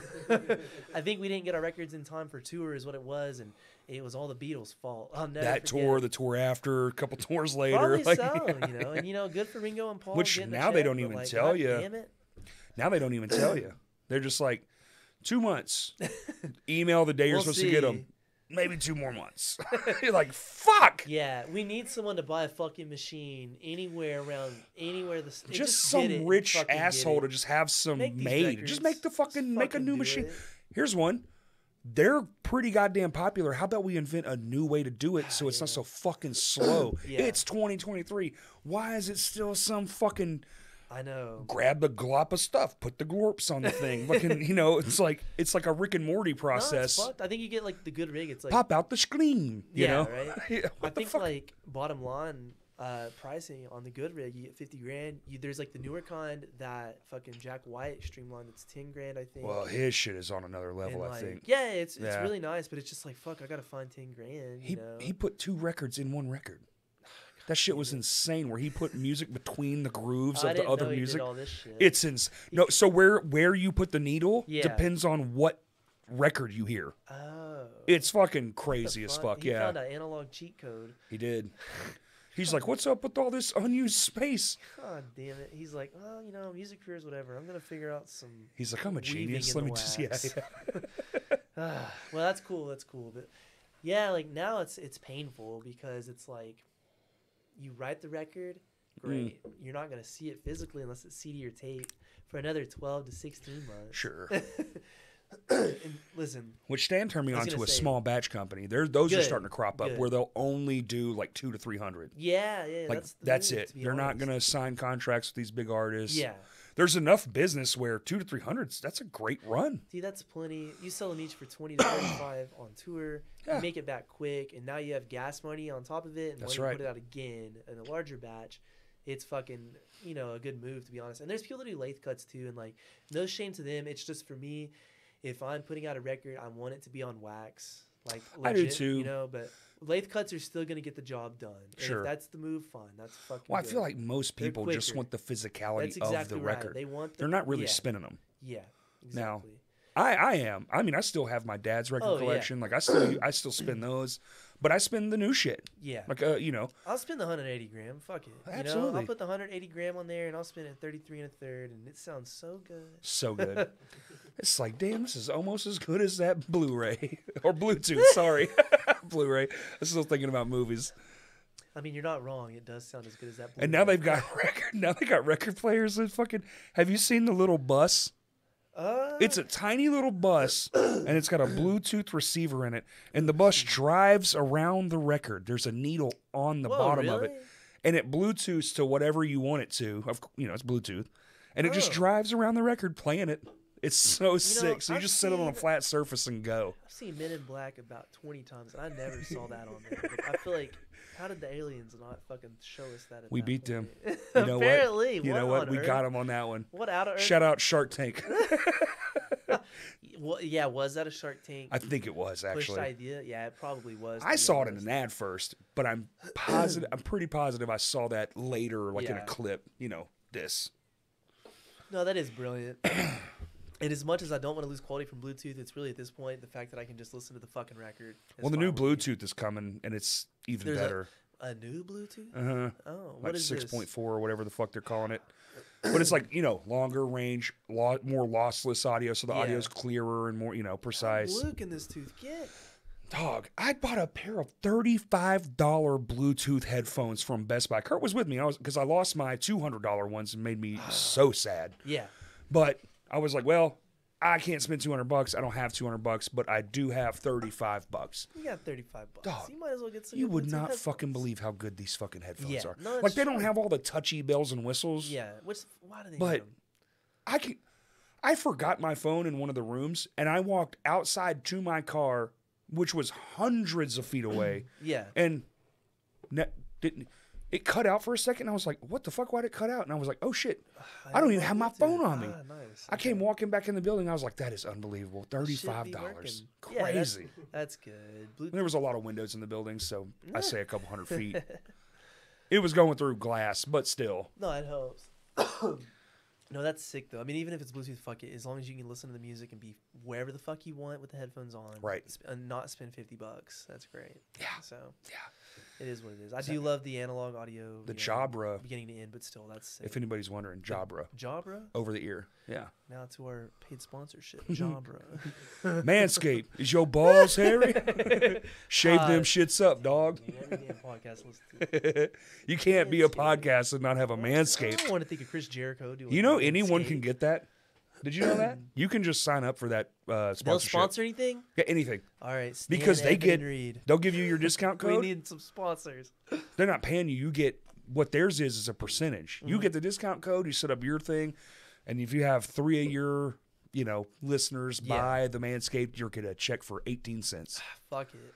Fuck it. I mean, it's kind of brilliant on Manscaped's behalf. If they're going to promote the podcast too, whatever. Marketing's an evil genius. Tell me about it, dude. Convince me that I should do it because I'm this close to deleting it all. I know, right? I hate it so much. It's really an age issue, and a mental thing. Yeah. I was raised in the fucking woods, man. I just wanted to play guitar, do rock and roll shit with my friends. What woods were you raised in? The woods. I grew up doing dumb, crazy shit constantly with no one around except my fucking insane friends. Well, the reason I ask lighting is, shit on fire, blowing things to bits. I'm like, I kind of grew up in the woods too. I grew up in Malvern, and we had some woods around town. Yeah, and man. So I'm like, you grew up you go in the woods and that's where you get in trouble. Yeah. That's where you do shit. No, every time I go back to town, it's like I'll go to whatever. Jonathan's mom lives over here, but who doesn't live way out there in the woods? Anyone? Yeah, well, last time, maybe it was Thanksgiving we went down there, and me and Anna were driving down to Malvern, and we take whatever the bypass is to go the back way to come out onto Page Avenue, and coming down that way. Page Avenue. Yeah, we drive down into the dirt road and see some shit with you. And the thing is when I was a kid, I was a senior in high school. This kid Dylan, he'd do his rounds. He can pick up his friends. I'd be in the back of his pickup, and we would go to this wooded area, and it was like a little fucking. I can't believe I'm gonna break this rule. It was a fight club. Hell yeah, dude. We had fight clubs. Nice. It was fucked. And looking back now, I can't believe we got away with it. I wasn't fighting in there. I would have gotten whooped. But it was literally as backwoods as you could imagine, where it was just whoever's cars and trucks in a circle with the lights on. It was dusk. And it was just kids that had been beefing at school, and it had been building up for a week. They're gonna kick each other's ass, and we're gonna be there to see it. And it ended up getting to a point where a kid did get hurt pretty bad. Oh yeah, police, always does. I think might have gotten involved, so maybe we didn't get away with it, but nobody necessarily got in trouble. But it's every time we drive to fucking Malvern, it's this happened that was fucked up over here, and here's something else that shouldn't have happened that happened over there. And it's just what the hell was in the water? What the fuck was going on down there? So, people think, oh, well, you grew up in Bryant. Well, I did, but I grew up in Bryant a long time ago. Okay. There was only 3,000 people in the entire, less than actually. I say 3 because it was 2 something. Y'all may have not even had exit 123 yet. But that's all there was. Exit 123 was. It was just that. People didn't even know that they were in Bryant. They were like, are we in Benton? And you were like, no, you're in Bryant. So they're like, that's not Little Rock. You're like, it's in between the two. Right. That was most of my life. Yeah. It's the cigarettes were out front, dog. I used to steal the pack of cigarettes because they were just in my face. Not allegedly, actually. They were. He took them, but before he Listen, did, they that were store hasn't been a store in 2 decades. It's fine. We've all shoplifted. Steve. The guy's name was Steve, and it was called the Sorry, Steve. The Lovewell Fish Market or some shit. It was a gas station / Oh, you're fucked now. You better cut that. Yeah. Steve, and he lived down by the school. The school. Well, yeah, I mean, there was only 2. There was Spring Hill, which opened the year we moved there. Okay. When I was supposed to go to Bryant, but then they opened that one, and they were like, well, you're on that side of town. It's fucking no sides of this town, dude. There are 3 restaurants here. There's a Wendy's, a Pizza Hut, and 19 churches. Let's go. Oh, yeah, there were quite a few churches. One of the first times that I had met Stan was at a show in Bryant, though, at a church off of I-30, and it was it was a fucking screamo show, right? TNT. It was probably Heart for a Hand and TNT? some shit. I don't know if that was that. In Bryant, right off the service road. Yeah, it was right. Yeah, TNT. yeah. Absolutely. Okay. With the skate park? I don't fucking know if there might have been a skateboard. It was out back. If you didn't go out back, you wouldn't know. I'm about to phone a friend about this one, but no, it was cool. There was this little spot, and they would have shows sometimes, but they had all the shows. But it was cool because it was Bryant, and it's I don't have fuck else to do in Bryant. That's right. Might as well find a ride at age 14 to go to fucking Bryant. I saw fucking Living Sacrifice with As I Lay Dying before they ever released their first record. In Bryant? Yes. At TNT. Oh, at TNT. Okay. Yeah. Okay. Wow. They were on the tour of their, hey, we're doing this thing, the record's coming. It was tour with Living Sacrifice. They were the opening for Living Sacrifice. Damn. Yeah. Oh yeah, those are good Living Sacrifice hours too, which is cool. So damn, that's wild as fuck. It might be later years for them too, even, which is a good time for them. But Yeah, I think so, probably. Which is fucking like sick. just before the hammering process, because Okay. I was at that CD release show, or album release show, whatever. You read some good shit. Now, Corey, I thought you were like a year or two older than me. No, sir. I gotta ask. Just a handful of months, I'll be 40. Oh, Yeah. Well, you don't look a day over. I don't know. 39. 32. Yeah. Okay. All right. We'll take it. I'm 39, and then in literally 4 months, dude, I'll be 40. So That's sick. we're right there. You know, If we count womb years, I'm there, baby. yeah, dude, 40s are the new 30s, and it's gonna be a revitalization for you. It's gonna be a Renaissance era. It's gonna be. I want it to be. There's a whole nother conversation that I'm not willing to have yet, but like that is coming. I want to just focus on. You look at Patrick Swayze and Baywatch. Yeah, dude. That's what I'm saying. Well, I'm so inspired. I am truly inspired by. The older I get, I've lost a lot the last 3 years. I really have. So I'm really inspired by people who got starts late in life, and there are so many you wouldn't fathom. It's like in wrestling, especially. Well, just all of it. Yeah. There's so many people who they're 40, 42, 43, and they're just now getting the thing they want. And I'm just like, there's only not hope if you don't believe in yourself. Yeah. Right? So if you just fucking go and just aim fucking, be on the straight and narrow. If you believe in it, then goddamn it, it'll fucking do what it's supposed to. Yeah, no, if you can invest in anything, if you just invest in yourself. That's right. That'll pay dividends. And that's where the whole social media thing comes into hand, because I'm the worst at it. I genuinely don't like it, but I have to learn to get over that. And that's been a big problem for now me, you for are myself. showing your age. Yeah. I really am. It is very bah humbug. Like, I don't like it. I feel that. I get that way too. Like, when I was younger, I was really good about Twitter. Now, like, Evan is really good at it, and I just fucking suck at it. Like, my friend showed me YouTube when YouTube came out. Like, I went to his house, right? Oh, man. I remember when that happened, because before that, it was like Yahoo videos, Google videos. Well, he was like, dude, check out this website. And it would, look like a television or whatever. And it was, very, all, I don't know. It looked old as fuck. But I was like, this is dumb as shit. I don't like, this is so stupid. What is the point? Because no one knew what the fuck that was going to be. Yeah. It was just the dumbest thing you could ever watch. It's just like people, and now I fucking love YouTube. That's the one. It's like the one social. I guess it's social media. It's turning into a social media platform for sure. And a cable network. I didn't used to count it as such, because it's more that. Yeah. It's like, oh, you want to be in entertainment. Kurt's falling asleep again. You want to be in. Dude, we've been grinding today. No, I feel it, dude. I got a fucking frog in my throat. Listeners, I'm sorry. I'm fucking clearing my throat the last 25 minutes. The second compliment next to the audio is weird is I cough too much. You're fine. You're good. I'll take it. Compliment. Not compliment. Sorry. Complaint. That's funny. Now they're like, dude, we just love the tone in your cough. Yo, dude, you cough like a G. You had a good F sharp on that last cough. How distinguished. Respect. They harmonized your coughs. They're like, man, he had 3 steps down on the second one. We put them together and we matched them up. And now they're on YouTube. And this is all bringing it back. That's literally all people do. They go, oh, okay. Go get a cough, pitch it up, make a song out of it. Man, no, it's true. It's true, to be honest. Do the theme song to Crashcast Pod, but with my coughs. There you go. That's funny. Okay, this is not me talking about you doing coughs to that, but it is me talking about the fact that this is just so off the rails in bird walking. But, okay, so I went to Christmas today for my family, and my fucking uncle got this gift of 2 frogs, and it's like 2 plush frogs with Santa hats on, but they don't cough, but they ribbit the fucking song of Songs of Christmas. And I was like, why the fuck are they changing keys when they're doing that? And Anna was like, well, they're singing Jingle Bells. I was like, no, they're ribbitting. What? And I had to listen for a second. I was like, oh yeah, it just sounds like they're burping it. Rup.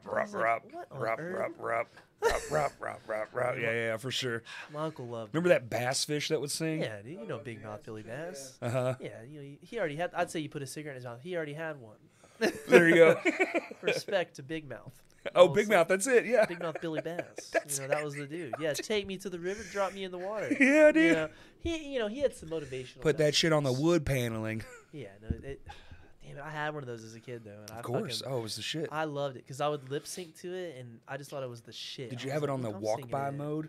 Yeah, dude. How groundbreaking was that? That little switch. I was gonna say, yeah. I had some Halloween shit back then too, where it was like you walk by it and it would go. Hello. Like real just dumb shit. But no, I thought the censor thing on the Big Mouth Billy Bass was the shit. I was enthralled. 2 White Claws in, here I am talking about Big Mouth Billy Bass. I'm like 4 in. I had to get more alcohol in my system. I was feeling real bad. I feel great now. Sometimes the best coffee you can drink is an 8-ounce can of ruby red grapefruit. That's right. Fucking White Claw.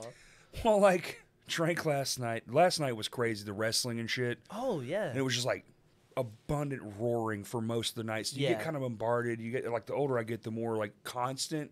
When I'm in something constantly, it just kind of like beats me down now. I'm just like, holy shit. Yeah. And then you wake up. I woke up like 5 times, and I have like a sleeping thing. I got you. I don't sleep well. So I woke up like a handful of times. It was probably like 5 times. Mm-hmm. And then come here, and we do the pod. Then I'm like, oh, I got to come down from this. Let me chill. Talking to Kurt. We're hanging out. He's like, he's almost here. Fuck. Get back in the zone, dude. You're like, do I try a 10-minute power nap? Do I Kurt just chug a Red Bull? Just I need a 30-second power nap. I'm good. He did. You know, sometimes it's all you need. You know, I do it at work too. I do it all the time, actually. It is what it is. Sometimes that's all you need. But no, I feel that. Like I said, I had that little Christmas gathering today, and it was long. It was way longer than I thought it was going to be. And it was just like, okay, good. There is more champagne. I can make another mimosa. Luckily, Anna drove us home, so was it like just is it like a gifts thing that y'all are doing, or is it like just a dinner, like more like a Thanksgiving 2.0? Well, okay, so I guess both kind of. We usually would have Christmas, right, like the weekend or week of. Every year, though, it's the fact that like some of the families working on Christmas, doing like whatever, and they all work like fucking just long hour jobs, and they're working their asses off, so they just can't find time to make it happen. And this year we were like, let's just do it on the weekend before, and maybe we'll make it work. Only one family member had to miss it, so it worked out. But not bad. I have like fucking 12 little cousins, all from Texas and Texarkana, and from Bryant, and I don't know, just all over the fucking place. And so that was the thing, is we're like, what's the dates where everyone get together? And we're like, okay, the 17th of December will be the day. And so we're like, okay, fuck it. You know, we'll do White Elephant. We'll fucking do. We'll do like, you know, dinner and we brought a brunch item. You know, like it was a Christmas brunch that ended up like going way later. You know, we brought French toast. And if you've had Anna's French toast and you're listening, you understand. You know the delicacy, the importance. Imagine my family's faces when they tried it. They're like, oh wow. So you know they loved it, and I was really happy about it.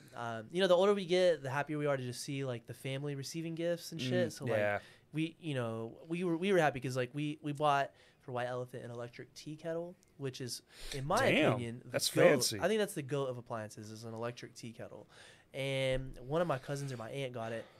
I'll put that in the electric pot. Yeah, the electric pot's great. It's kind of the same thing. Yeah, it just heats that shit up, baby. You cannot beat it, Yeah, and it's almost instant. You ain't got to wait on a pot to get hot. Just there it is, boiling water. I know. 4 minutes. Yeah, and so they were fucking jacked, knowing that whoever got it, they were stoked. But it was chill though. It was a really, really good time. We all like were aware that we don't see each other very often, and we might not get to next year or the year after because like maybe we can't have it as early as we did, but hopefully we can. So it was like very, very nice. Cool. But hell yeah, you know, it's in fucking Malvern. You know, it's quite the drive, but it's worth it. It's fun. Bellevue? What'd you say? No, Malvern. It's in Malvern. You know, so I don't even know where the fuck is Bellevue at. I don't even. Where is Bellevue? I don't know. I think it's fake. I made it up. It might be near Van. This year's going out. Bellevue? It's possible. I think it's a California town, actually. Oh, okay. Maybe Bella Vista's what I'm thinking of. Man, fuck, I don't know, dude. Damn, you brought up CKY. Turn the pod off, dude. I fucked up. I don't like it. If you can just cut I'm embarrassed now. If you can just turn on the Human Drive and High Five by CKY and just kind of cut that. Yo. Beedle-dee-doo. They're touring again. Damn, you talk about that riff, it just brings up Darby Johnson. He would fucking, you know, I was afraid. You know Darby. Oh, yeah. That's the riff. So... That's the riff. That's the practice riff. It's hilarious because some musicians have specific riffs they always go back to. Always. For Josh Delac, it's "Will You Go My Way" by Lenny Kravitz, and for Darby, it was "96 Quite Bitter Beings," and it will be that forever. And it's just he would. I mean, you know what? When they had the reunion shows, he wasn't doing that. But when we were on tour, when I was in Head Cold, we toured "I Was Afraid," and it was just always him dicking around in that riff, and I was just like, man, I can't listen to that song anymore, Darby. Thanks, I just can't play it now. Great. Oh, I hear it in my fucking sleep, man. I'm like, damn, dude, you fucked up my unconscious. Even my I'm fucked now. I can't hear this shit. But no, that's sick though. I'm glad they're touring. There is definitely riff PTSD. Yeah, no. Oh, that's a good way to look at it. Imagine like working at a guitar store, dude. Yeah, I know. And you just hear "Stairway to Heaven" or "Avenged Sevenfold" or that day. or "Blackbird" from the beat. Like great song until you've heard 14,000 times. That Guns N' Roses song, the fucking booty doo doo doo doo doo. Yeah. Eric Cleveland still pulls it out at Pett practice sometimes. Oh my god, it's hilarious. No, he's the troll when it comes to fucking around. Drop kick the guitar like neck off of it. Stuff, no, he's playing all the popular riffs. You guys want to hear "Stairway to Heaven"? He'll fuck. Yeah, it's. Man, he's comical in a way that's extremely unique, and he does it a lot by just being like, "What do you think it is?" how about And it gets you every time. You want to hear this thing I invented? This is crazy. You're gonna love this song, and just right into some popular top 40 bullshit. God damn it! Yeah, he might do a little bit Here's here. Smells Like Teen Spirit. Yeah, man, what a band. Well, oh yeah. Man, you wrote that? Sure did. Hell yeah. Imagine you don't know that song and someone just brings you that the clean riffs. That's so tight. You're like, dude, that's in drop D. No, it's not. Nope. I'm fucking rules though. Yeah, no, that's funny. But yeah, good shit. Very good shit. Yeah, so there was something that I was gonna bring up, and now I think it had something to do with Eric. But while I was on here, though, I did want to talk about some Pett stuff. Do it, dude. Maybe that's what I was going to bring up. Talk about whatever you want. Well, for listeners listening, I will say, like, Morbid Visionz is writing. We're going to have a full length, so is Peach Blush, too. Damn. Pett's is almost done, though. And we've been doing it with Matt Puttman, or Matt Putnam. I don't Putman? Putt. Yeah, Putman. Mr. Putt. Yeah. Okay. Yeah, Living Sacrifice Man. Mm-hmm. And he, he's been killing it. We've gone out there for a few sessions, but we have, I think, 9 tracks, and they're ready to go. We're like mixing and mastering it right now. Yeah, it's been really fun. We recorded them he has a studio in his house, so it's been like a I don't know, just like a chill homie experience. Just go out there hanging out, and it's in Fort Smith, so we'll like walk around, and man, the streets of Fort Smith, like the downtown area, like. It is something. Like, I don't know. When I thought about Fort Smith, I was like, that's a dead town. There's right. Yeah, you don't ever hear shit. The only thing there is held tight. That's all that's there. And we go there, and goodness, man, we ended up in some shit at that Heroes bar. Good God. Yeah. That's something else. And I don't know. It's just been really fun, like, putting that album together with him, though. It's been some cool experiences up there. Yeah. But no, I'm really, really excited about that. That's, like, taking up a lot of our time lately, but...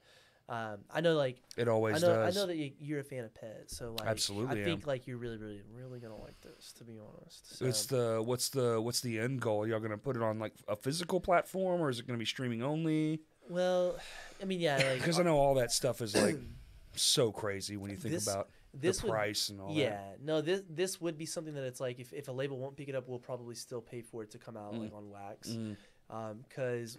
I mean, there's layers to it that we're like, we don't want you to just hear through MP4. Like we want this to be like a thing that you hear through a needle on a groove. Yeah. Like there's some good shit there. Oh, well, I just like the idea of, I worked really fucking hard on this. I really did. And I want you to hold the thing that I worked so hard on. I don't want it to be like, if the power goes off, it goes away. Like, a record player, you can crank that motherfucker. Yeah. Get smart and just do this. You can hear it, Right. It's I love the physicalness of stuff. No, I do. I really do. Yeah, and yeah, we'll probably have tapes and hopefully CDs, but that is like for us as musicians right now. That's like the record that we want.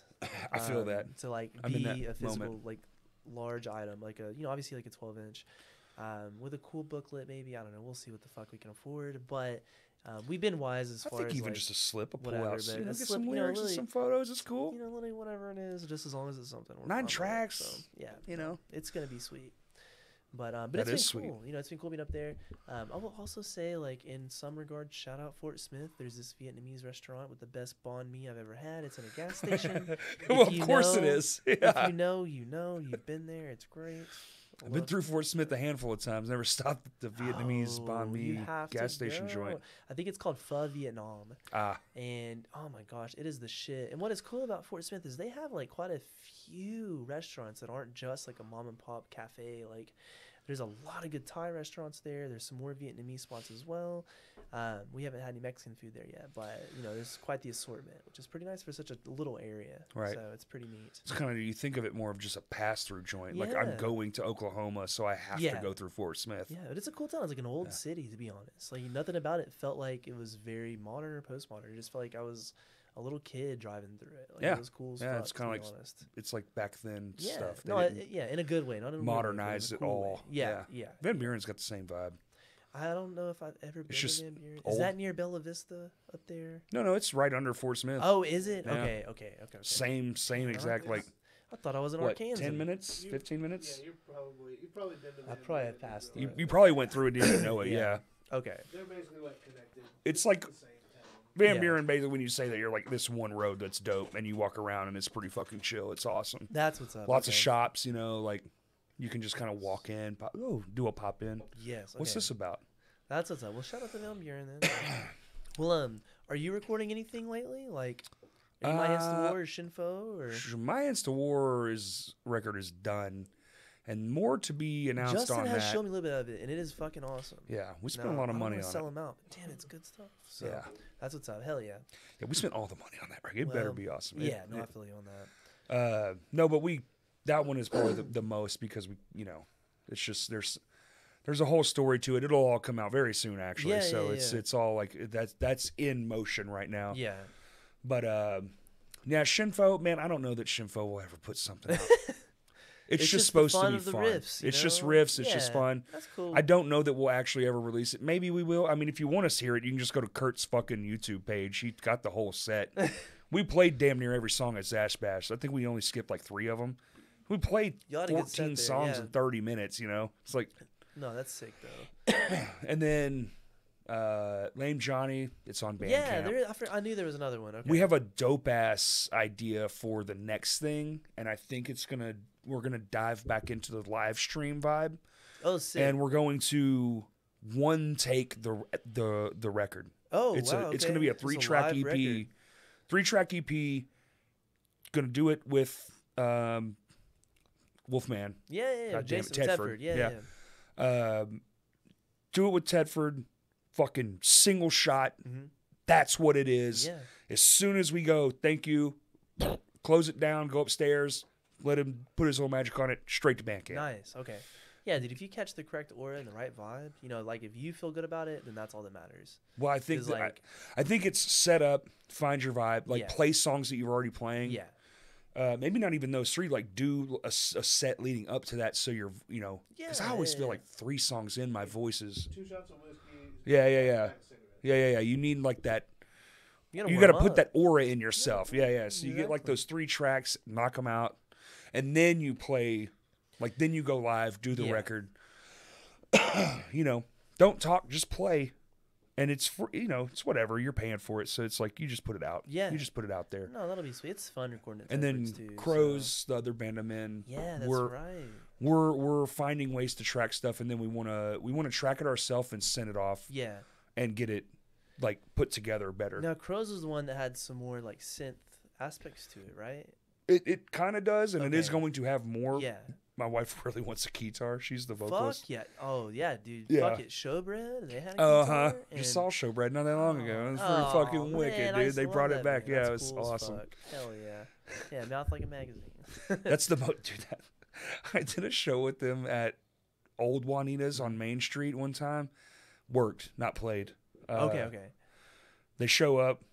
It's like, they look like death. That band always looked like death. Oh, dude, they just toured hard. They toured so hard. Yeah. They opened the trailer, and it's a fucking pile.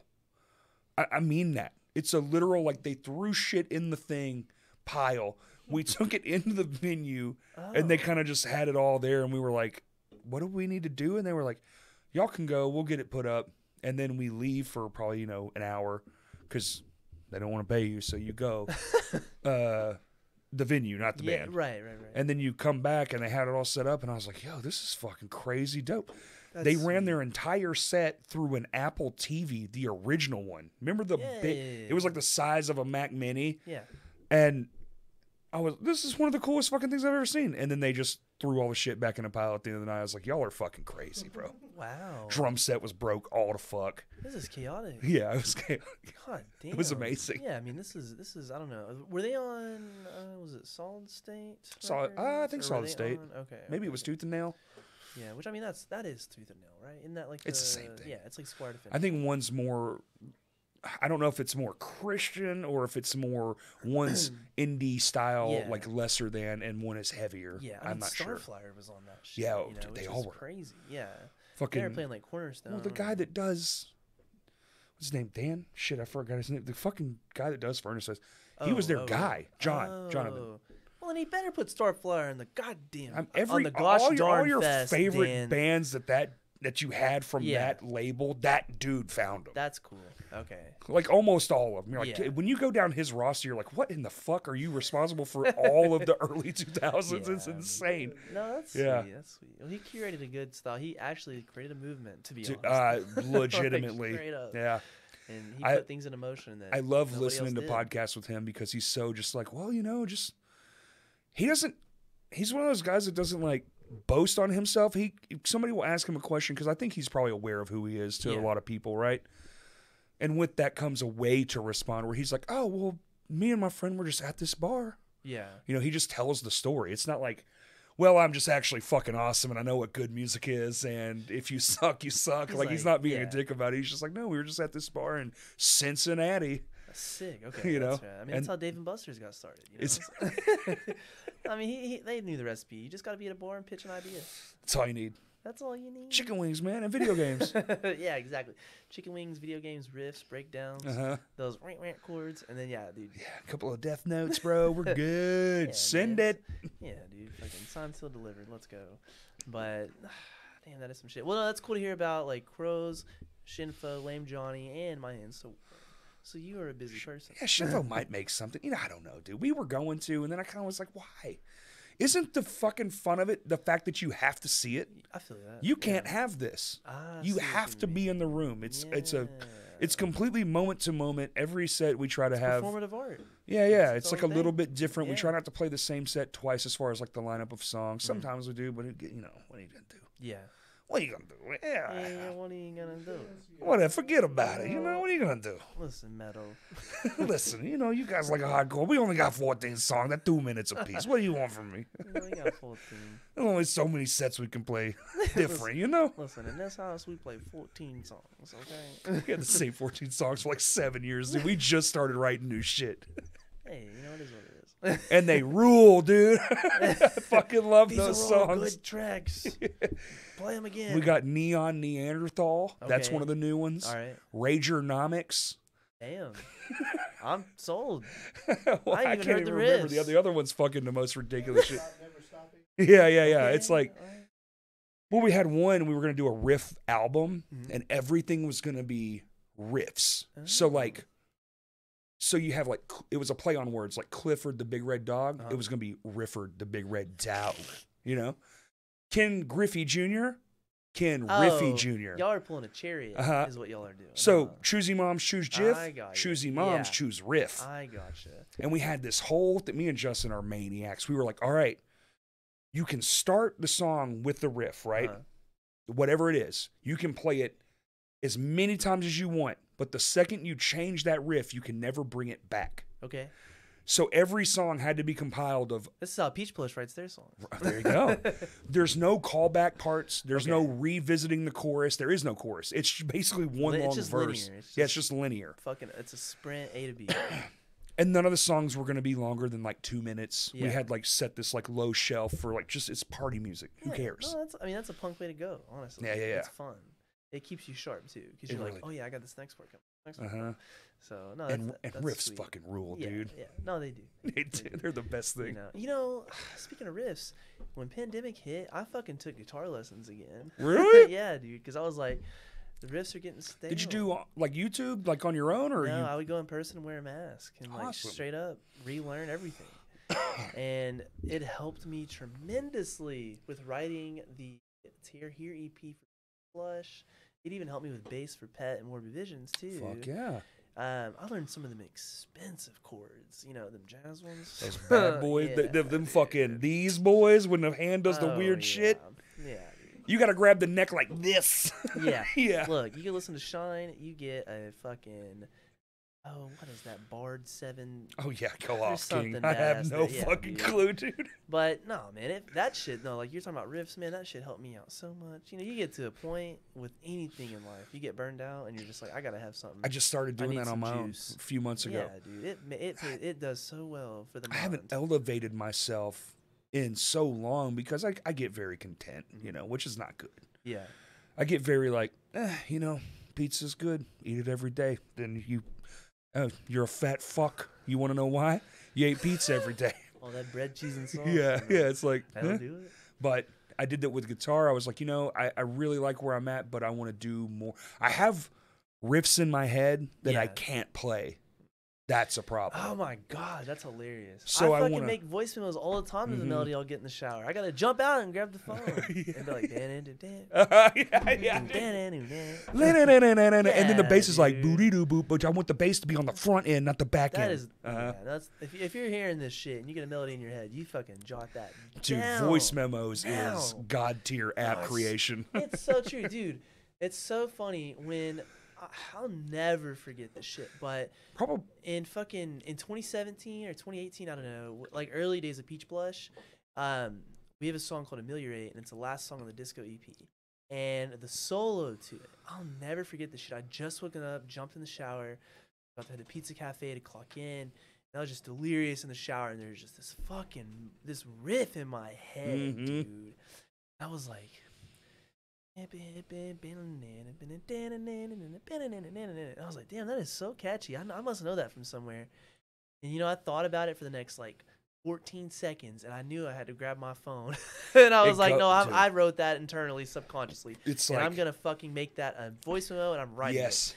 And that's exactly what the hell I Like did. that thing was floating through the air, and it Yeah, went, there's dude. an antenna, No, and it it's- got in your head because it was about to go it's out. fucked You were up. never going to remember Yeah. it. No, there's plenty of times I've written something and looked back at it and go, I don't know how it happened. I blacked out. It just fucking came. It just was there. I bet the funniest fucking thing in every musician's phone is that damn voice Oh memos yeah, app. matter of fact, it's like the date. But Then dude, it's like- dude.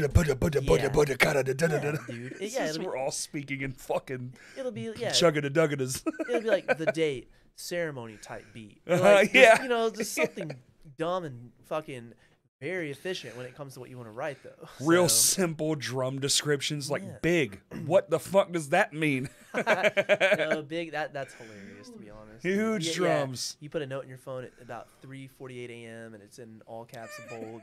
Big. Big. Oh yeah, I don't know what that was. I should have put a voice memo in there. Shit. What is big? What is big? And then you leave it What was just the in riff? case 5 years from now your Yeah. mind goes, oh, that big. No, it's true. Well, okay. This is gonna sound even weirder. Have you ever had dreams where you've had riffs in them and had them come to fruition? I literally have woken up and had to get this. Yes.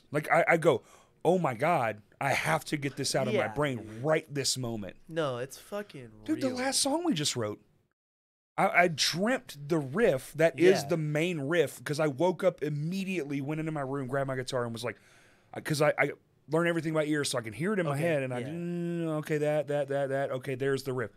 And Yeah. it's the main riff, and it's awesome. Yeah, no, it's Yeah. so true though. I mean, there's a few Peach where dude, there's a fucking dream and I wake up and there's a melody that's in my head Mhm. and I'm just like, God damn, Ben Gibbard would have wrote that, but I'm gonna make it a punk song. mean- This is great. The best songs that I've written in my life are songs you'll never hear because I forgot them on the No, road. I know. I was driving and couldn't pull over, and Oh, God that's damn it! You got to get the Fox Mulder voice recorder out.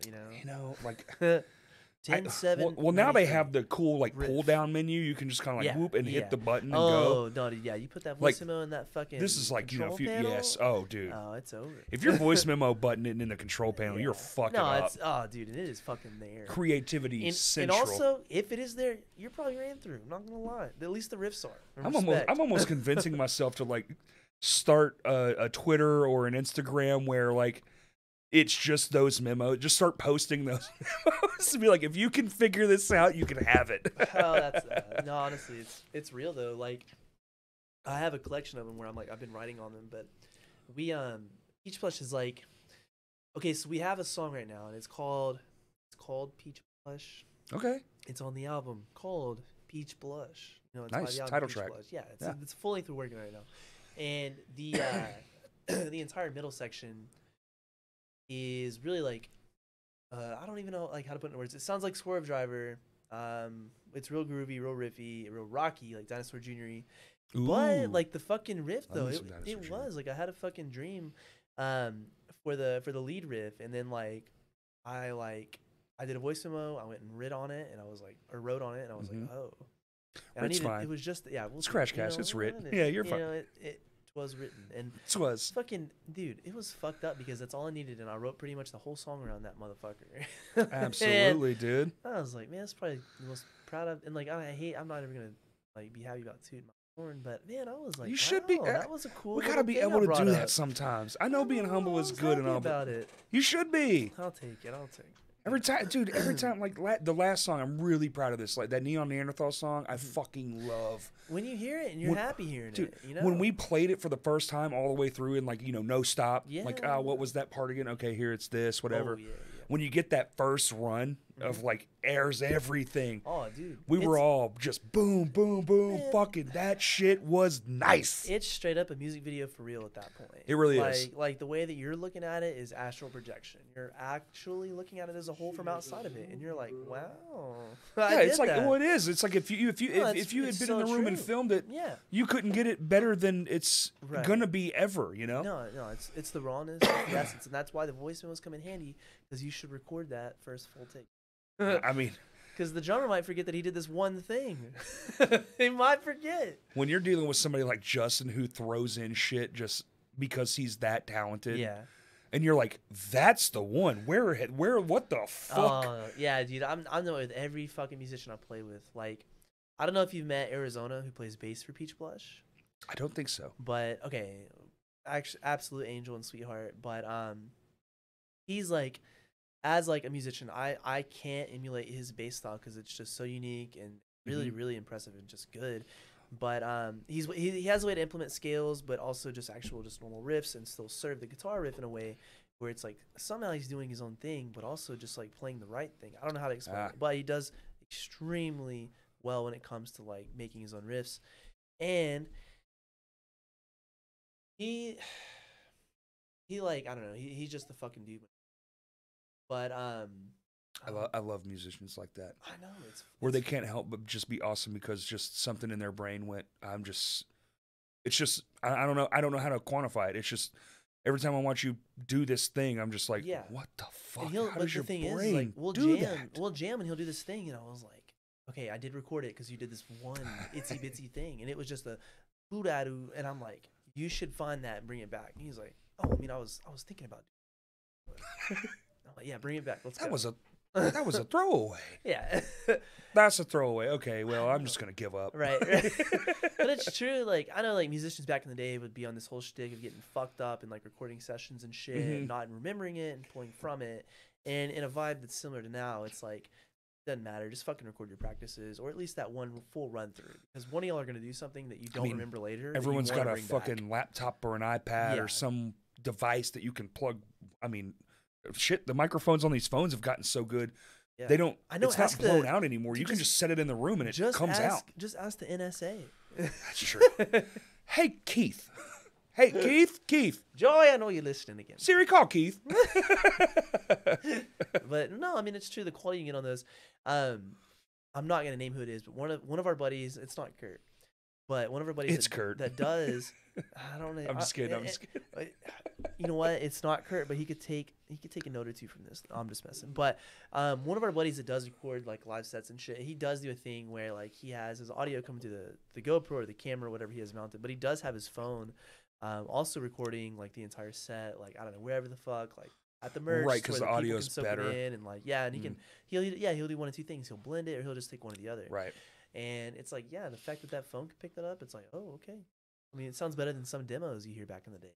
Dude, I've listened to a couple of recording engineering guys on podcasts, like they have their own podcasts, and there are a number of them that have been like, I've actually used drums Yeah. from a video I took from a phone because it compressed them better than I could.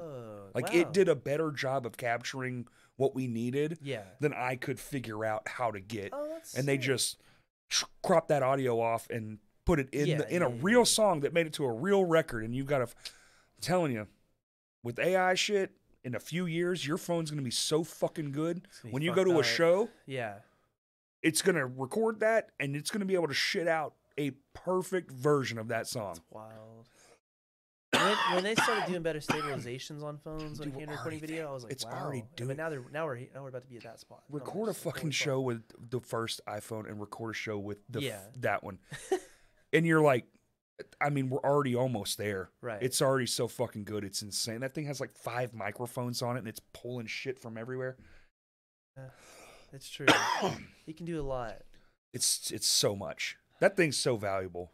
And I'm sitting here using it as a secondary recording device. Yeah, no, I mean, hey, it's got 3 goddamn cameras on the back. You might as Got well. the 0.5, dog. No, Got yeah. the wide angle, baby. Might as well use that 0.5. We go honestly. extra wide. Yeah, in this house, we go extra wide. Extra wide. So, Crash Cash, shout out 0.5, baby. Worldwide. No, it's sick though. It definitely comes in handy, and like I will say, like there is still like the tried and true. Like I don't know, as a kid, I had like a little 8-track, and that was always fun too. And Had the Foztex those 4 compress channel. pretty well too. That's Mhm. what's up. Yeah, dude, those 4 channels are pretty badass to be honest. And you can shit out some good demos. You know, What were you running yours into? Were you just doing it When I was a on the kid, 8-track? or Like it when was built into the... okay, so when I was a kid, it was me having a 8-track running, probably one of those. What is the red fucking the interface that everybody fucking has? Oh, that boy right there, the Focusrite? It was either that or an M Audio. Okay. it Probably M might have been Audio back M Audio then. if it was back then. Focusrite just kind of got I there. bet it was the M Audio. Yeah. And you could do that, or I mean, there were some that you could just have it straight to tape and then take that and like experiment later and do There some was wild shit. Foztex. I But- mean, Okay. they had a line of shit. M Audio, Inbox. Probably was M Audio, actually. The more I think about the time frame. Mm-hmm. Sorry, I didn't mean to interrupt you. Oh no, you're fine. This was like wanted to finish that off. I was like, it's probably M Audio. Yeah, but no, because those are the ones that are not compatible with current macOS software. Nope. Well, And, I mean, you could do some shit, and make it work. because I had to. Yeah. Somebody let me borrow one, and I was like, It's oh shit. fucked. You know what it is though? It's a $3 part. Oh no shit. All it is These fuckers. so it's the USB cable, the printer cable Yeah, in the USB 2.0 or something like right. that. We'll just get a adapter. Yeah. And it works. Okay. Because that's what I have at my I house didn't know currently. that's what was holding people back, because those are good pieces of hardware to have. $3, man. Yeah. $3. They're nice and they're efficient. They're easy. The interface is very efficient. And the fact is, I had one and I just couldn't use it at some point. Yep. And I was like, fuck Well, me. that shit's bullshit, dude. I have a fucking Everyone's like, oh, add another thing, and I'm like, well, that's a $700 problem Yeah. because we can't add another channel for under a few $100s. Yeah. I have an 8-channel Focusrite Pro, but because it's FireWire, yeah. it's a paperweight. Unless Because you have an older that would've been- computer, it's yeah. just obsolete. Yeah, because that would be like probably 2015, 16. It's max. $1,000. I spent $1,000 Yeah. on it, Dude, that was. and it only was relevant for 5 years. What the I know. fuck? That's insane. You know, I worked for. I can't say it on air, but I worked you're for good. a company. Sure. That company, and that was always the biggest complaint people coming in with the high computers is like, hey, I was able to do this one thing, and then there was an update, and either it was that a new computer came out or it was that a software update happened. Now I can't do this one thing that I made a living off of. And it's like, oh, let me do some research. Oh yeah, you're just gonna have to find a You're whole just new fucked, way. dude. Yeah, or an older computer. You're just fucked. Uh-huh. Yeah, exactly. And I'm just like, God damn it. Like I know technology moves forward at a certain point, but It doesn't have to it's be the proprietary, rate. you know? It's the rate that it's Yeah, moving yeah. is ridiculous. Well, it's at the rate where it's like everything can still work, but you I don't have feel to. Everything likes to cut everything off to make the new shit work in a way where Right. it uses up just the power for that new shit. Yep. So I mean, yeah, you'll see computers where every once in a while they'll bring back like an HDMI fucking input, USB 2 or whatever. But yeah, they're gonna have USB-C. They might have a fucking FireWire, but they're probably not. Firewires, I mean, it was so good. It was so good. FireWire is good. It was so far ahead of the time. It's just now not the best Yeah. one. Just now, just a couple years Yeah. ago, it became not the fastest thing there was. Yeah. But it just didn't get adopted. I know it's goofy. Even like with 197 when he was doing all the shit for Banging in the Rock, he needed that shaped the printer, the Firewire, and thank God, dude, I fucking had a 6-foot one at home. Yeah. And we've all got that box of like old dude. ass fucking cables. You're like, I know it's in here somewhere, dude. He needed it for the soundboard at Rev Room to get to his laptop to be able to pull from every channel.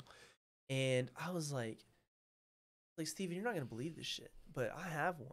And I got it for a fucking label printer that like the best one I could find was a 6-foot one on Amazon. Like an Amazon, they have like the Amazon Basics line or whatever, and I got it for pretty cheap. I mean, this fucking wherever it is, like this right here, that's Amazon Basics. Half the shit in this room right now is Amazon Basics. Yeah, dude. I mean, it's like great value. It all works in a good way. It's just a fucking that company's making it, and so I had that cable and it worked great for him, and I was just like, what a random cable that you fucking needed. That if that soundboard had been made in the last 2 years, wouldn't have the input. Right. Thank God I had the cable, and it's fucked. Maybe they should update it. Maybe not. I think their soundboard's fine. But I was like, okay, if we didn't have it, we would have found another way to make this work. But yeah, dude, it's such a random cable you got to fucking find now. That's a weird thing now with the modern technology outpacing the venues. Because most venues now have a digital console, but that digital console's aged out of even its usability. Like just it works like just Blu-ray, fine. Right. Like it's still great. A Blu-ray is still better than fucking streaming, period. I don't care. The sound is better, the video is better. You can just watch the two side by side and go, oh well, clearly this is better. They can tell you it's 4K all day long. It's a load of shit. No, I feel it's not. It's ass. Yeah. But it's good enough. And for most people, it's like, I don't actually give a fuck about whatever the shit. I don't care. It was good when it was 420p. It's it's good now. You're like, I was there for the inception of YouTube. I could see that just fine. What, dude? I mean, like I used to watch everything on VHS on a TV this big in my bedroom. Yeah, and it like I don't know. And it was good. You pull that shit up now, and it's still kind of nice. It's like you try to put on a non-CRT TV like an HD TV. You try to put a 64 on there, and that shit's so blurry. If you blurry, stretched out like that weird box, they box the ends now. Yeah. Even if you fucking have the AV to HDMI, it's just not what it needs to be. Kurt is dying. Kurt, you dying? Wake your punk ass up, Kurt. We've just begun. Eat the cookies, bro. Did you eat? Is that the problem? Oh, he might have ate the wrong cookies. Oh shit! Did you those eat? those were wheat Oreos. What eating, man? He ate a whole brick of wheat Oreos. That's so funny. We were at an hour 40. Yeah. These usually go to 3 hours, right? We could do whatever we want, dude. You know what's cool about being an adult? No bedtime, baby. You can eat fucking Rice Krispies That's right. and Reese's for breakfast, I can lunch, go and dinner. home right now and do all kinds of things. You know what I'll probably do? Take a nap. We call it sleep. Oh, yeah. I mean, I don't have homework. I just finished finals. And with that being the case, now that I thought about that, Kurt, I know you don't want to hear this, but... you know what? Let's go. Ready? Did you hear that? Shit. Respect. Cheers. Hell yeah. Cheers, buddy. Cheers to Kurt's fucking torment. Sorry, dude. Torment, Kurt. Oh, shit. Torment, Kurt. Oh, he's drinking a claw, too. No laws with the claws, baby. Dude, there's no laws when you claws. No claw laws. You know, there used to be some haters on White Claw. Couldn't do Dude, they sell love this shit White so Claws. fucking much now. It Yeah. is ridiculous. Love White Everybody doing claws. Oh, yeah. This and those punchies. Ooh.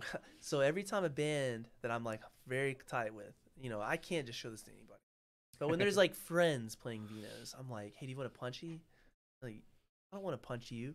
And I'm like, I didn't ask if you want to punch me. Do you want to punch me? Every time, like, why the fuck would I ask you that? I'm not that kind of person, but I asked if, and then I go, oh yeah, you don't even know what that is. Do you want like a upgrade from a White Claw? Right. That's Homebrewed local? seltzer. Yeah. Do you want like a local one? And it's forever fuck Yellow Rocket, but the fucking punchies. Oh my god. So I bring him up to the bar. I go, Mark. A win's a win, man. I know. I go, Mark. You want I want 2 punchies actually. I'll throw him a 20 in the tip jar, and the band will be like, God damn, I gotta tell everyone in the band about this. And I'm just like, I know, because it's good shit. You can't not drink a tiger's blood before a set. Right. You gotta go get 3 of them. I've bartended a few shows. The only thing I don't like about them is you have to go, You have to grab 15 from all the cases and be like, this is all the That's flavors we funny, have? yeah. Which one would you like? I know, right? You almost need like a case just for these things to just be Yeah. like, pick a flavor and I'll grab it, you know. Oh, it's true. And it's cool because they rotate their flavors out. Like, they have seasonal flavors and shit. And most of them are good, you know. The what? Yeah, dude, Snow the cone? That would be the tiger's blood. And the, Ooh, there's a Bahama Mama. tiger's blood. Yeah. Yeah, Yeah, those tiger's are- blood's delicious. They're good as fuck. And it gets to the point where, like, it's like drinking a fucking LaCroix. I mean, You're like, that's rush what hour it at is. work, you know. It's a LaCroix that gets you fucking I obliterated. know. It gets dangerous because you're like, It's do I- dangerous. You're like, do I want a pamplemousse, passion fruit, or do I want a tiger's blood? All three. I have all three. You know, I can be Teddy Three Bevs. Yeah, it's Fuck just it. three. Yeah, exactly. Bring him in. Yeah, Teddy you know? Three Yeah. Bevs, dude. Me and Andrew have an ongoing And before you joke know it, about it's that. Teddy 15 Bevs, I and know. Teddy's having a hard time going home now. And he's saying things that he's not gonna want to have said when he wakes up. Yeah, yeah. But I would say the Three Bevs lifestyle is real. Andrew Soros and I, we spoke about that. It's a real. Three Bevs is a magic number. Yeah, it We is. have the Shinfo rule is three Bevs. At Before we one start a time, show, though, is what I mean. You gotta have You gotta have a oh, water. when you go to a thing, you're three beverages. Yeah, yeah, Yeah, well, absolutely. and it's like morning time too. Like when I'm clocking in, I got a cup. Always got a water. I got a cup of tea. I Yeah. have water, and then I probably have an orange flavored LaCroix. Mm. Now it could be a ginger lime mule, polar seltzer. It could be a couple other things too. It might be one of those. Interesting. And it's the thing is, you get the carbonation to make sure your stomach's good in the morning. You get the tea to wake up, and you gotta hydrate. See, you got your water there too. And Yeah, it's I the thing like is, it. you drink one, you crave the other. Almost always a You know, two-drink you know. guy. Yeah, and if it was up to me, I'd have a fourth, and it would just be pickle juice. Oh, God damn it. Oh, you lost me. Oh, the There we fucking go. smell of that. There we oh go. My I love God. pickle juice. This is all to all my pickle juice friends. Yo, shout out pickles, Dude, shout out juice. Yeah, no, dude, I fuck with pickle juice hard. I love it. The only juice I like is expensive as fuck, so I don't drink it. Damn juice. Orange macadamia juice. nut juice. Orange Orange juice, bro. Okay. Shit is like Yeah. $9 a it- thing now. It Fuck is. that. But you know what's cool is Oh, you want 2 glasses? That'll be more than an energy drink. God damn. dude, they go ham with orange juice. You can get orange juice with fish oil and vitamin D3. Yeah, oh yeah. No, it's great, Like, but I'm even a multivitamin now. I just fucking drink the fucking OJ. pay for We're that good to go, shit? You know, I know. what do I look like, a billionaire? Look, simply orange or simply. Yeah, yeah. You know, they're making their money. They need to bring the prices down. I don't know. I mean, I think it's a bit excessive. But when you realize there's like 75 oranges in that one tub, you're like, it's kind of fair. It's not easy to get all those oranges. So shout out to the Yo, farmers if you out want there. really good orange juice, by the way, if you're just like, they do it at Sam's Club and they squeeze it right there Oh. into like a big tub, and Yeah, it's Purple Tunnel expensive doing as a that. bitch. Oh But God. damn, it's good. It's fresh as a Man, motherfucker. when I worked in a kitchen and fucking chopping up veggies and shit all day and squeezing limes and lemons. Oh, you're like my you're like hands- the pre-line guy, the prep yeah, guy. Dude, my hands Woo. were dying. I can't imagine squeezing oranges all day. I think a machine probably. I say hand It might be a machine. A guy's running a thing and the orange juice Yeah, comes out then. we have like an old glass or crystal thing that you put a lime or orange or whatever the fuck on and like twist it and you get the juice out of it. And Right. It's like looks like your grandma would have it. That motherfucker is so clutch, like straight up. What do you do with all that shit when you're done with it? You just throw the husks away? Oh no! Y'all blend it up and make other shit? Now you're talking about like the peels and all that. Yeah, yeah, yeah. Oh, I am Zest. No, I am so glad you asked this. My fiance is gonna be so proud of me. Hell yeah. You do this, okay? We don't all have a garbage disposal. What if you do? If it's a lime, a lemon, an orange, whatever the fuck, you put that shit in the disposal and it'll clean it. Very smart. And it'll disinfect it. It'll fucking do its job, and it'll smell good too. The acids, the Yeah, peel, all dude, the stuff. It's nice. Okay. One of my most satisfying things to do is if I made a drink with any of these citrusy fruits, is I'm throwing that peel in the sink and I am fucking grinding that bitch hard into that motherfucking Hell yeah. incinerator. And Not it's gonna the smell incinerator. good. Yeah, dude, straight up. You leave it Yeah. on until it quits making noise, so it's like regular again. It's so nice because it's like, damn, it smells good. I never thought I'd be huffing over there at the fucking sink, and here I am. I'm like, damn. The smell Doesn't of smell lime like old fucking burgers. whatever. Yeah, yeah, yeah. Oh, God. Doesn't smell like feet. I drank 3 White Claws, and now I'm talking about huffing at the incinerator.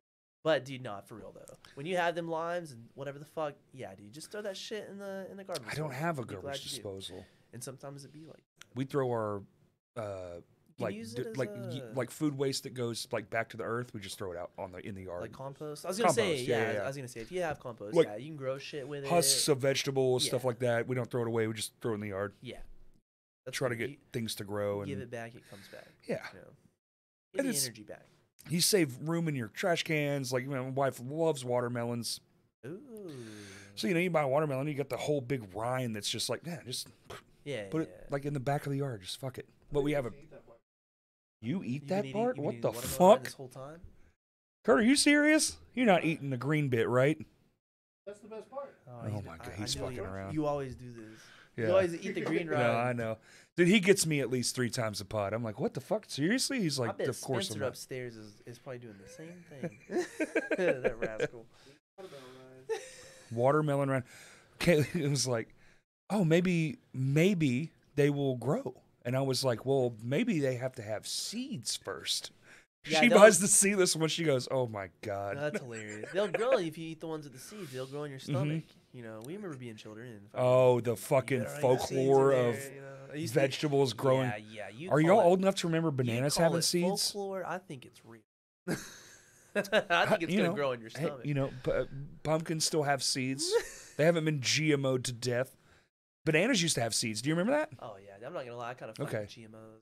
You can get some pretty flavorful shit. They made the most you powerful can get the weed cotton ever. candy grapes. Dude, that's insane. GMOs brought us cotton candy grapes. That's insane. It tastes like cotton I candy. can't be mad at I'm cotton not even candy. a grape person, and somebody they were like, dude, it'll blow your mind. It blew my fucking mind. I'm having a bad day. Somebody hands me a cotton candy grape. I'm supposed to be mad because I'm eating a GMO. What's that Daniel Tosh joke? He's Ain't like, no way. He said, money can't buy happiness, but have you ever seen? But it can buy a wave runner.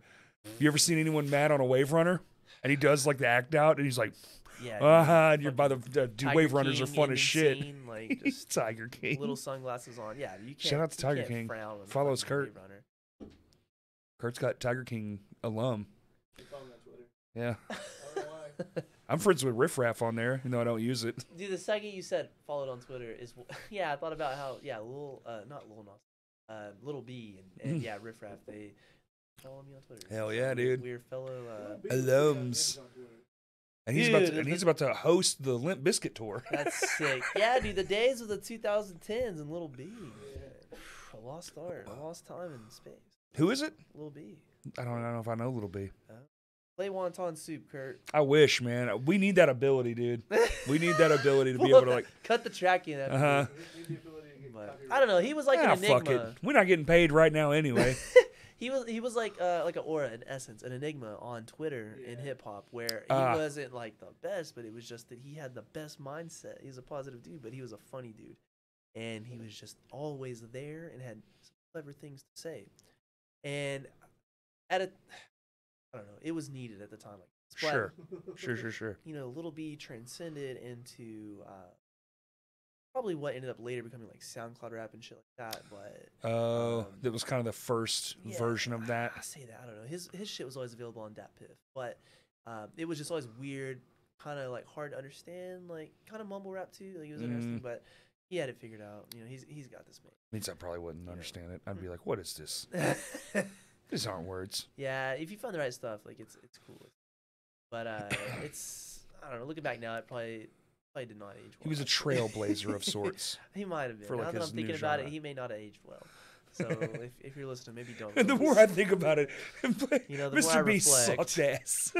the more sips I take of this raspberry white claw. The reflective grapefruit ruby. Oh, is that what you're drinking too? No, I mean, yeah. If you asked me 10 minutes raspberry. ago, I'm on the raspberry. Oh, I need to make a plug real quick. Do it. Now that raspberry got brought up. So, Little Rock, Arkansas has like what I would consider my favorite coffee place, River City. And what's really cool about River City is like, I don't know, there's a few things. They have a record collection there. You can just go spin a Talking Heads album. Seriously? Find whatever the fuck. Cool. I mean, they got hundreds, maybe 1,002 records. But did you say 1,000? They might have like 1,500. There's records galore in that little store, that little coffee shop. But what's also cool about River City though is yes, they have frozen ice cubes, and that's great. But you can get a little splash of raspberry in your frozen ice cube latte. So I'll get like an iced latte. I'll get like a little splash of oat milk. That's the fanciest thing I never it'll thought come I'd with a hear little you splash say. of raspberry, Yeah. you know, and it's just so fucking good. I'm not even a sweet guy. Damn, that is good. And Anna turned me on to it. We were looking for houses over there, and like, God forbid, if you look for houses in Hillcrest, good luck. We did not land there. So when we had blinders on, we were looking around, and damn, we go to River City. Like, you know, we go to River City, we caffeine up, and we go look around. There you go. And she got it like the first 2 times, and I would get it after that. And I still get it when I'm there. And like my like one of my favorite people ever, one of my close friends, Alex Cash, works there. And hey, shout out Alex. Yeah, love Alex. Nora works there. I think Mark from Benadryl might work there. I might be wrong about that, but at the coffee joint, I know that Mark and Alex are partners. I felt like Mark might also have picked up some hours there. I could be wrong. Yeah. Nonetheless, River City is the go-to place. And a lot of that for me is like the fact that I took the risk to get a sweet pump of something in it. I never did that until I tried Anna's. And oh, it's the fact that even watered down, it's just frozen ice cubes watered down, and the raspberries and just watered down with raspberries. It's good. It's good shit. Are you a find it and stick to it kind of guy? I mean, I don't like to venture around and try new things. I'm gonna find it and stick to it until I get burned out. I'll leave it. I'll rotate. I'll come back to it later in life. Interesting. And then I'll leave it again. I'm dead in the water. You if know? I find the one thing like a restaurant, the first thing I order, if it's good, I'll order it always. Till they die. Okay. God damn it. Okay, this is hilarious. There's 2 things. One, I wanted to mention one more thing about River City, and 2, I wanted to bring up what you just. Okay. Also, one thing about River City, if you're listening to this, and we know that you are, okay? Pay attention. Perk up. When will this podcast come out? This Tuesday. Tuesday. Or the next? Yeah. This Tuesday. Okay. On January 8th. No. Yeah, January 18th, the day before the next Friday Night Fight Metal, Thursday, at River City Coffee. There you go. This awesome band Ritual from, I guess you would say McAllen. Like, they're just from Texas. They're friends with like. Okay. They're Sunday Drive, so you know they're heavy shoegaze. They have shows too. Yeah. So here's the deal. Yeah, that's what I'm about to get to. Oh, okay. Okay. So Ritual, along with Alex Cash's band Head Empty, badass group. Dope. If you haven't seen them yet, like seek them out. They're badass. I did finally. Really good. Okay, good. Alex Cash, they have the voice of the angels, and I will stand by that. And they amplify that in this band because they're actually like playing a rock band. And I'd seen Alex play acoustic and also in shoe, but they're singing and I love it. Anyways, Ritual's on that band, Head Empty. As is Pett and Peach Blush. The usual suspects have arrived. But yeah, it's in fucking River City, and the goddamn glass is gonna break that night because you got Ritual with 3 guitars. Hey, Peach Blush might play with 3 guitars that night too. I don't know. We'll see what happens. Ritual's a good band name. But dude, Ritual is good. And what's wild is that there have been a Ritual in Springfield with some close friends of mine in Evans. They're always another and one. it's just that's a name that it's gonna be. It's also a dope ass movie on Netflix. Like it's just. Oh, okay. Oh, dude, you haven't seen Ritual. Holy fuck. Are you like horror? Yeah. It's Nordic horror. Wait. No, me and Pat McGill watched Ritual. It's one in the woods. It's got yes. Blair Witch Project kind of vibes. When the guy and he's in the woods and he just walks into a gas station, it's so fucking okay. God. It's a good movie. That movie fucking rules. Yeah, me and Pat McGill on a whim watched it on Netflix, and we were floored. I recommend it all the time. It's it made my whole. I was like, yeah. And they made that movie for nothing. I deep dove. Good, dude. If Pat likes a movie, by the way, it's a good movie. Like that's fair. He's not even a snob; he's just a buff. But it's the fact that he likes his shit because he knows good shit. He loves good movies, but he loves good effects.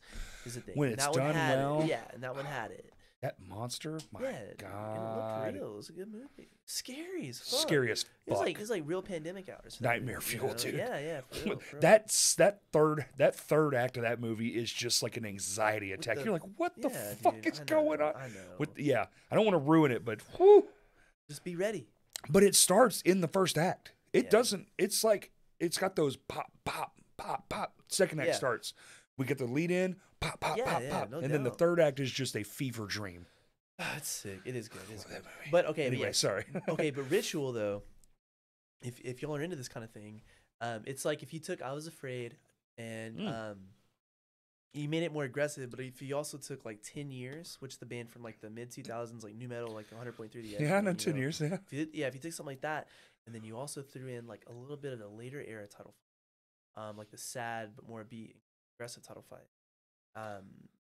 have Ritual and throw in a little flesh water, and it's kind of that too. It's just it's good, extremely well mixed vocals. And when is where it? it's like sexy. January 18th. January did I say 18th? 18th. I think. Damn it. Yeah, I figured it out. Let me see over here. Okay. Yeah. We don't want people showing up to the coffee shop like, you motherfuckers. Yeah, man, I'm the piece of shit. I'm pretty sure that January 19th is Friday Night Fight Metal, and January 18th I think you're probably right. is the Ritual show. Yeah, that's what it is. Cool. And so yeah, go to that fucking show for real. If you liked Glare, if you like I Was Afraid, if you like Fleshwater, if you like Title Fight, this is you. I like those things. Just go. I know they're great things. How could you not? These are a few of our favorite things. You gotta go. You know? Now, okay, that was the first. You just bucking a song, just Yeah, start dancing around and shit. But with that being the case, so what I was also gonna comment on, in my head for some reason, because you were talking about like if there's something you like it, and I was gonna ask you, and Bryant, did you ever go to Mi Ranchito? Absolutely. Good. Rose Mi Pueblito, baby. Yeah, dude, that and the fajitas, Alex. Oh yeah, fucking. Man. Sorry, I just had to ask. Oh yeah, no. I went there quite a few times. Non-Bryant people, they may not know. The best one in Bryant was the back. It was back in the back, and now it's kind of like on a main thoroughfare. But Highway 5 was dead back then. Tequila Azteca. Was that the one that was over there by MF Metal? No. Other side. So okay. On the other side of Bryant, just before you got to Benton. It might actually be in Benton, but that's where the lines get blurred. What is Benton? What is Bryant? What is Bauxite? What is China? I mean, it was just, dude, they grew the vegetables in the backyard. Nice. It was a real, honest taqueria. Not a lick of English. That you had to just say what it was and then move the fuck along. Soup Nazi style. Remember from Seinfeld? Yes. Remember that episode? It was very much that. Okay, I got you. And it was just like, da-da-da-da-da. Go. Next. Pay. Get out. Because it was a very small joint, dude. It's not what it was, but man, in the day, it's still open. It's good. Yeah. But there's better. Well, I know I feel that. I mean, and shout out to the taquerias because there's dozens around. I mean, it's been open forever, and then like the dude left. It was a whole thing, and then they don't grow their vegetables anymore. So it's like they went to canned stuff, which I get. Yeah, they got older. It's hard to upkeep all that shit. I made cranberry salsa last night, and it was canned. I mean, the cranberries were nothing. But it's everything I eat comes from a can. I can't say nothing. I'm just. That's fine. But in the early days, when you're eating for real, out of a garden, like it's you can see where it came from. Game changing. Do you have a favorite Little Rock truck or taqueria currently? Not really. Okay. No. I will say, so I don't live far from here at all. I live. Me and Kurt went to right off of the Rodney Parham exit. Oh, okay. Oh, yeah. One exit down from where I'm at now. Yeah. I'm not gonna tell y'all where I fucking live. I'll tell y'all, but not y'all. Now that's my PS4 username. Yeah. Calm down. That's my AIM handle. Yeah, it might have been, but nonetheless. Pirate Annihilator 42069. But up the road from me is Taqueria Jasmine, but it's a truck that's in the parking lot of the San Jose Mercado. Okay. And if you are at Burger King or Red Lobster at Rodney Parham, I know that spot. Tucked off over there. Okay. And what's cool about it is that there's some days that I'm on lunch and I'm like, I could use like some Al Pastor, I don't know, whatever. And love the amount of thought into what you're like, this is what I need today. Well, sometimes I'll crave like a chorizo quesadilla. I want the grilled veggies on there and I'll go get it. Chorizo quesadilla sounds fucking amazing. There have been days where I've driven up there to get it, and I'll go inside the store first to get like a fucking drink, and I'm like, but damn, they got tamales in the store, and they got conchas, like they got a bakery in there, and I'm like, you know what? I'm just gonna get a concha, I'm gonna get like 4 tamales. I'm just gonna go home. And it's fucked because I'm like, damn, it doesn't matter what I get, it's gonna be good. So it's like you get something from the truck or you get something from the store, it's gonna be good. But they have good produce, which is really. So there's days where I'm like, I don't want to drive it to Kroger. I'll just go to San Jose Mercado, get whatever the fuck I need, and they'll have it. And they also have a good selection of get aloe vera water, and they have every Doritos flavor, Topo Chico. You're so deep in the thing. Holy shit. They have everything you need and more. That place is bad fucking ass. I need to change my view on life, man. Dude, that God place damn, rules. you're so invested in the thing. I love it. Me and Anna just really like that spot. The people there are really nice too. So, I don't know. I swear by the taquerias. I recommend things, but you are deep diving. I'm just like... It's just a good spot. It's a good spot. I like most food. If it's not cold and fucked up, like, when it's bad, right? We all know bad food. Like, we went to fucking Senor Tequila's on, what was that, Markham? That Markham? I'm trying to remember where the one I'm working. It was the best customer service I've ever had in my life. I mean that. I almost doubled the bill. Like I almost paid the bill in tip. Okay. I was just like, this is so. If I had more money, I would have tipped her more money. No, that was mine and Ty's spot. Crazy. When Ty and I worked at the Redacted store, we would leave. we would go to the one on Bowman by Game Goblin. Game Goblins, that's it. That's the one. We would go to that one, and like, yeah, dude, it was always. We knew that we were gonna have a good time, and he like really turned me on to getting the like he'll always get the spicy salsa, and it's just like heavily red pepper. I love their salsa so much. Like salsa, it's so fucking good. And now I can't go to a Mexican restaurant and not ask for that, no matter which one it is. If it's like a sit-down Mexican restaurant, I'm getting that fucking that hot sauce. Well, especially with the restaurant style. Yeah, the heavy blend of peppers and shit. It's good. Casa Mignona's on Cantrell's by Damn Good. By restaurants by Damn Good. Theirs is really good too. And I haven't had that. It's good. Oh, Casa Mignona is really, really tasty. I'll try it. You gotta try it out. Yeah, no. In Little Rock, we're blessed, to be truthful. There's not a type of food here that I've had that's like they didn't do it right. Every like facet of food here that I've had, I'm like incredible. Whether it's like Star of India, Sing Natai, K-Bird, rest in peace. You know. I agree with that. Yeah. There's a I'm trying to think. It's either in by where the village was at. I think it's on there. There was a gym. Thing, and it's also really good. Over there in that shopping mall across the way. Yeah, absolutely. Mr. Chin's is down there too. Mr. Chin's is down there. Damn, do they have? They got the fucking. Fuck, dude. Even the China, even the Go-Go China over there was fucking amazing. Oh, dude, I never did go to Go-Go China. It was so good. Dude, their cashew chicken is fucking unstoppable. I don't know about now because it's been since the village was open that I went there, but holy fuck, it's still open. Yeah, it's gotta be good. Dude, I bet it's tasty. But I will say, dude, when I'm in like now I want cashew chicken. No, I'm in the zone. Yeah, dude.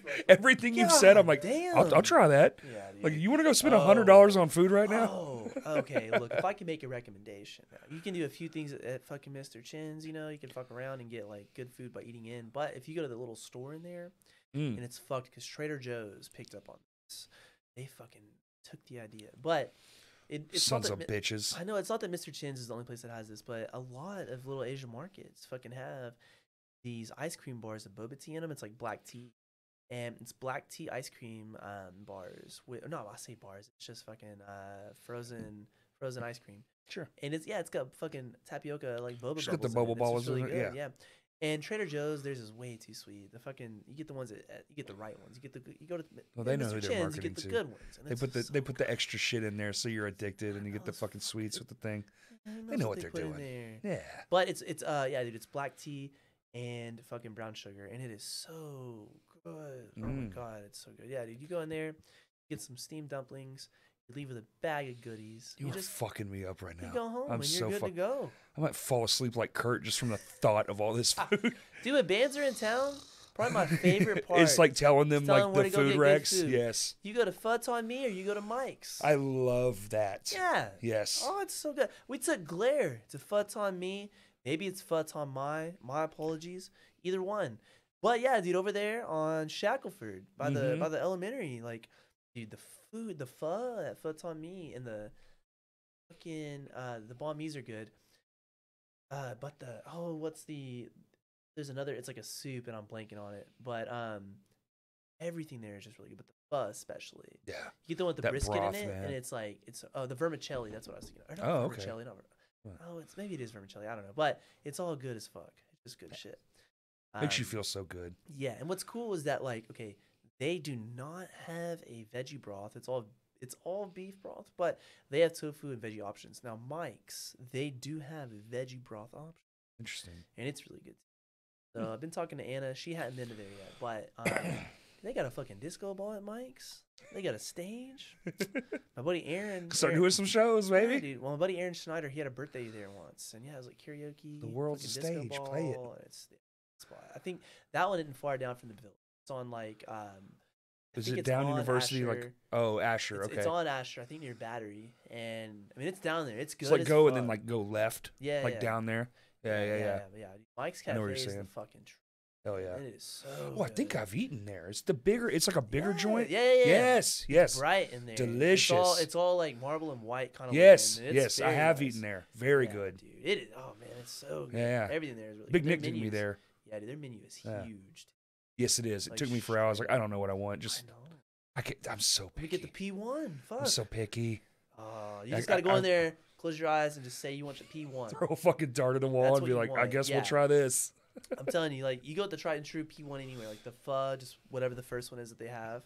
Just straight up all the meat in there. Yeah. That's what you want. Yeah. I can't remember what I had there, actually. Sort of something. It was whatever Nick had. Can't remember. It was a long time ago. Yeah. Good as fuck, though. Yeah, I do know dude. that spot. Yeah. That's good, man. Man, we are so blessed in Little Rock when it comes to food, because out of town, like, You really are. okay, so Morbid Visionz is like who I'm out of town with the most, and like it's like No certain surprise towns, there. Yeah, and in certain towns we know what spots we're gonna hit, right? We go to Memphis, we're going to Cookout, we might go to Central Barbecue. Dude, Cookout. You know, I wish we had something like that here, man. Oh, it's dangerous. It's fucking. I might get a tray. I might pay $5.75 and have 3 fucking quesadillas, some mini nuggets. Hey, man, $1, everything you ever dreamt of Chumac as a child from your It's fucking fucked up. cafeteria menu, like it's fucked all up, here, dude. I dude. It's so know. crazy. $6. It's only $6. It really is. It is One of only the coolest fucking eateries in the world. It is only $6. Do you have the mind of a 7-year-old and the undecisiveness of a 2-year-old? Cookout. Yeah, dude. If I had a family, that's where I'm taking the kids. Oh, fuck yeah. I'm always taking. We can them all there. eat here. Yeah. I'd have kids just be Dude. like, I'm taking you on a Cookout. I love Cookout. It's that good. But it's real though. It's like, you know, we go to town, we know the places we're hitting, and there's some towns we'll hit a spot, we're like, oh, you know, mediocres, whatever. But it's always the fact that it's like, I know when I'm home, it will take me weeks to be like, oh man, I hit every spot I wanted to hit now that I'm back. Uh-huh. I'm like, damn, I've gone to Aji Ramen. I've gone to Mike's. I've gone to El Palenque and wherever the fuck else, I guess, Taqueria Jasmine, but it's just like now there's 8 more that I have to hit. It's always good. We also have good Mediterranean food in this town, really good Mediterranean. I've heard that. Okay. I don't eat Mediterranean really, but Yeah. Well, so I don't know, growing up, like being in Little Rock, well, not growing up in Little Rock, but ever since I've been coming to Little Rock, the spot was Right. always Layla's. And I will swear by Layla's. It is a great I've spot. heard of Layla's. It is really good. Yeah. It is really good. But I think where they shine is the fact that like everything they have is really good, but their pizza like is and their calzones are also really good. Interesting. Their Turkish coffee's cool. But Leo's is tried and true. They got the Greek omelet in the morning at brunch, whatever. It's great. We have been going to Kebab House. Me and Anna have been going to Kebab House over there by Wingstop, across the street from Mexico Chiquito. Over there on Markham, Yeah. down there. And Kebab House is the truth, okay? Okay. Because they do a spicy tzatziki that is so good on a gyro. Everything there is incredible. We'll Sounds get pretty good, falafel, actually, We'll dude. get grape leaves. Oh man, I'm so fucking fat, Kurt. I'm so hungry, dude. Look, me and Anna for a while. That sounds good. To think Yeah. He would never. Yeah. No, you gotta try the grape leaves. Okay. The grape leaves? Yeah. Dude. Like a leaf? Just eat the leaf. Yeah. Okay. No, it's like a leaf wrapped on rice, and there's some. I've seasoning in been there. branching out. It's so. Arugula. I'll take I like arugula now. On pizza. I don't know. It's good on pizza. I just been eating it with chicken. It's fine. No, it's good shit. The It's good. greens are It's good. got kind of peppery. Look, if it's green, it's good. Listen. If it's red, though. I- Not red arugula. I like peppers Oh. a lot. But green, no, arugula is great. I like it. I like arugula. I like it. I'm surprised that I like it. Try it on pizza. Like, make your own pizza. Do you put it on there after you cook it? Yeah, I don't want hot Yeah, yeah, vegetables. yeah, yeah, Okay. Okay. The Don't go- idea of a yeah. hot vegetable makes me want to Look. puke. You don't have to go spend $35 on salsa pizza. You just make your own fucking pizza and throw some arugula on Yeah, there. absolutely. I think you're good to go. Yeah. It's Okay, great. I'll try it. I don't know. Arugula's good. It's got a good bitterness to it, and it's great. I don't like that you can't find it anywhere. Everywhere I go, I go to the big Kroger in Benton. I go to the Walmart. I go, they The never big have it. Kroger It's in Benton? they have it. Yeah. You've never been in the Kroger in Benton's a super no, Kroger. No, we go to like the Chanel or It's the Heights one. dude. Bigger than the Chanel. Yes, it is fucking What? massive. They yes, sell furniture in that one too? Yeah.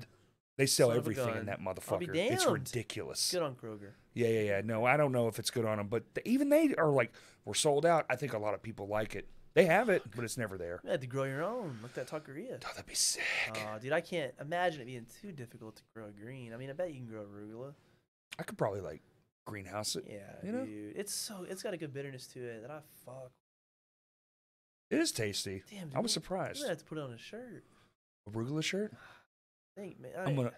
I'm an arugula lord. Put a white shirt, then arugula sprout, you know, crash cast. Or maybe it's arugula font. It's just a bunch of arugula leaves, but it's like crash cast. It is. You could have a Pikmin under the Trying to be arugula, healthy. You know, yeah. You need to bring a Pikmin off the GameCube. That's the sprout, is the arugula off the head. Yeah, I think we're gonna make millions. There you go, yeah. Yeah, I might have to get a fourth White Claw. Oh, speaking of merch, yeah, we've been working on a merch store in secret. I mean, it's not really. Crashcast? Yes. Secret? Yeah. We need someone that can do a death metal logo. Do you know somebody? Oh, do I? Now, Evan's got to ask. He's not drawing them, but he has the contact. He's got a contact. Okay, we really do need that. There's quite a few. You know, there's. Well, we have a hoodie that I'm like genuinely proud of, like in the thing that we've designed. I'm like, this fucking is cool. It depends on how you want it. I mean, you can also like take your favorite style and just fucking rip it off. You know, make it your own, and then like dig around and put it on Photoshop. Sure. You scan that mofo and upload it, and you're good. Well, I feel like podcasts do good too with like things you say that catch on or whatever. But they do. I will say though, like ask Evan because he knows the people. Our buddy in. Well, you know a thing or two, and you're a marketing guy. I'll show you the website. Yeah, let me see. See if it's stupid. Let me market you. Yeah, dude. And you too. Because I don't know shit. I gotta make money out of this degree. I'm broke. I have $19 I will give you. You look at it and be like, yes, no. I would have done it for 9. Now I know how close I am about to 20. 14 White Claws and a good conversation, man. You take me to Taqueria Azteca. I totally will. There's actually 2 in that town, so the family split. That's what happened. The family split up. Dad left, whatever. It sucks. Like that. But like the burritos at this one, unstoppable. Okay. But the nachos at this one, unstoppable. You got to kind of pick and choose what you. Okay, so that's how it goes. It's like some taquerias or some Mediterranean restaurants. There's things I like that I don't like as much as the other ones, right? And that's what makes those ones unique. The taco truck over there on Markham by Colonial Liquor.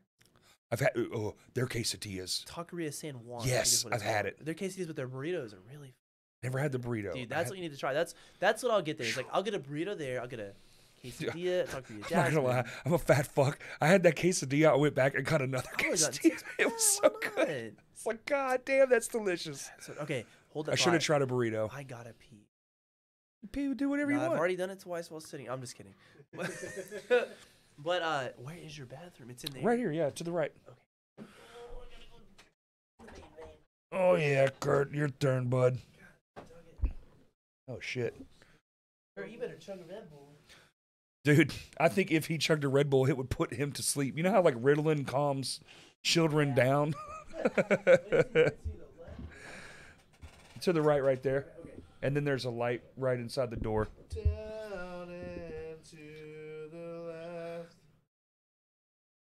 What's that? Is that Paramore? No, it's not Paramore. Let's hear from the people. See, it's not like it's like you yourself are on Crashcast. What do you want to know? I want to know why you're such a picky. It's a texture issue. It's mental. Try something at least once. Not all of it. It depends on the view of it, because I know what'll make me sick or not. But if I think I won't if it makes you sick, that's a valid thing. But no, it does. I thought it was just like I just don't like it. No. It has nothing to do with that. Like, oh, my friends for years. Oh, try sushi. I'll try it. Then I almost throw up. And then they're like, oh, you got to try this one. And I go, okay. I love the concept of sushi. And I go, I try it. And then I almost throw up. And then the last time I did it, they were like, there's a deep fried one. I was like, well, why didn't anybody offer me that first? That's where you start. So we go, I buy like the thing, but I buy something else this time because I know it's just like a solid probability I'm not going to like it. I eat it, and I got that one down, but I was like, it's just not for me. It's not my thing. I'm not going to eat the rest of this. Take it. And then I just had like, chicken, you're like regular chicken. You're filling the plate. What goes on it? Chicken. Just straight chicken. Chicken. You know the little rat sticks? Yeah. Little rat on a stick? Like 14 of those. Yeah. Whatever. The General So. Nope. No sugar. No sugar chicken. Nope. Crab ragoon. Nope. Rat sticks. You don't go with crab ragoon? Nope. Have you had crab ragoon? Nope. It's incredible. Don't eat it. It's just like a little fried thing with cream cheese in it. But you know what else is good? The little stick chickens. They're They're fine. They're not. That's not the best thing on the. It's the best thing to me. I love it. I can eat all I want of them. I'm full. I actually feel really good because it's just it's just protein. I went one time with a dude and he got those the chicken. Yeah. And then the little the little like corn. Like the little corn nuggets, poppers, yes. That's all he ate. I was like, why the fuck are we at a Chinese restaurant? For you eat like a 7-year-old, you just McDonald's. The rat chicken and a fucking corn popper. For $27. Yeah, I was like, we just paid $16 for you to eat something that we could have got. That's literally me. Yeah. That's literally me. Yeah, absolutely. I get it. I mean, I get most of it. So the rice, the noodles, and that's what it is with like sauces too. So you take a hot dog, people do sweet and sour chicken. Not with stuff on it, no. I'll do the sweet and sour chicken, but not with the sauce. I love sweet and sour chicken, but no sauce. There's I'm trying to explain like how it is. It's like not really. So like if I gave you like a big plate of hibachi, it's pretty mushy. It depends on how it's cooked. If it looks fluffy and light, I like it. But like the other day I went and I tried it and it was just like, oh my, it's just a mush pile. The buffet Chinese rice is weird. Yeah. Hibachi rice though, fucking slash. So the bigger issue is the liquidity of it. Yeah, I said liquidity. Of what? So I'm trying to explain my eating disorder. Because okay, so when he goes to the Chinese place, he just gets the chicken on a stick. Okay, but I'm trying to explain it in a way that makes sense, and it's not going to. Okay, like what I'm about to say is going to sound insane. Like, okay, take a French fry or hamburger meal. Let's just take that meal right there at the thing. I get it, meat and cheese only, and this is this is gonna sound crazy, because I can dip my fries in ketchup and eat that no problem because the fry is like a hard thing, and it makes sense. It's delicious. Hot fries called ketchup. What a beautiful combination. I love it. Yeah. The texture of the French fry is crispy. I love that. Snack of the gods. But the meat, you put ketchup on that same burger, I will actually throw up. Because the meat is slipperier. It's not a crispy texture. I don't fucking have condiments on my burgers. So I feel this. Not one. No. Not one. And if it's on there, I will bite down. And if veggies. If it is a mushy thing, like any kind of liquid. That's insane. I didn't know you also felt this. Wet bread, I will. Oh, I mean, it's a gag reflex. I will actually throw up. I don't like it. It makes me insane. And then Corey, cheers to this. People are like, "What? Me up. Yeah, dude. Thank you. Textures are real. It's a real thing. Dude, it's been that way since I didn't eat cheese until I was a teenager. I like that with beans and like cooked. See, that's weird. Beans whole, I love. Oh yeah, dude, I love beans. I love beans. Yeah. I'll eat a black-eyed pea. Beans are so good for you. I'll eat a black bean, a green bean. Yeah. Love a bean. I love green beans. I can drink Del Monte's French cuts, dude. Del Monte, whatever it is. Yeah. I will. Lean bean eating machine. Bro. I'll fucking fuck up green beans. I wish that's all I could eat, but I would probably die. Green beans. Oh, yeah, maybe with a little bacon, dude. Dude. Sometimes bacon, dude, render the fat. Dude, my fiance, God. So Anna has turned me on to all kinds of beans I never knew existed. These great white northern beans. I don't know. Oh, yeah. Oh, once you get bean heavy, beans go deep. She makes so much with beans that I don't know. I've always liked beans, but I never loved beans. I don't necessarily love beans, but she's getting me to that point because like she's just very efficient with her cooking and like she can make some good bean dishes where I'm like, well, damn, this is really good. We get Italian wedding soup. You get the little, I don't know what kind of beans those are. Maybe those are the Great Northern White beans or whatever the fuck. I mean, there's so many. It's all good. The lima, I don't know. The time I'm gonna eat the lima. Right. I like for the most part I do like black beans, but just because it goes with so many. Black bean dip last night. Yeah, exactly. You could just take a fork and make a dip and like boom. And the texture, I was at first like I don't know, but damn, dude, I had a good kick to it. I was like, all right. So good. A little bit of salt goes a long way. Yeah, it's fucking. Oh yeah, of course he has. It doesn't. You don't like hummus? It looks like sand. I can't do That's it. fair. I love hummus. You know what? You know that proxia where you want to eat things that look sandy, like you want to eat cement and stuff. Who looks it up? It's like proxy something. It's real. I met someone that had it. I do not believe you. She was eating the grout out of the tile. You know how mad I'd be if I was a contractor? And I had a fucking coworker doing that. So she explained it to us, and we were like, "That's insane." And we were like, "I guess we'll watch you try it in case you die." And then she like ate it, and she was like, "Thank you." And I was like, "Whoa." I can't shame anyone for No. So it's definitely a real thing. I'm not shaming. It was really just hard wild to see in person. Yeah. But I have the opposite of that. Like if it looks gritty, yeah, you're like, I don't want it because like why do I want that all around? And yeah.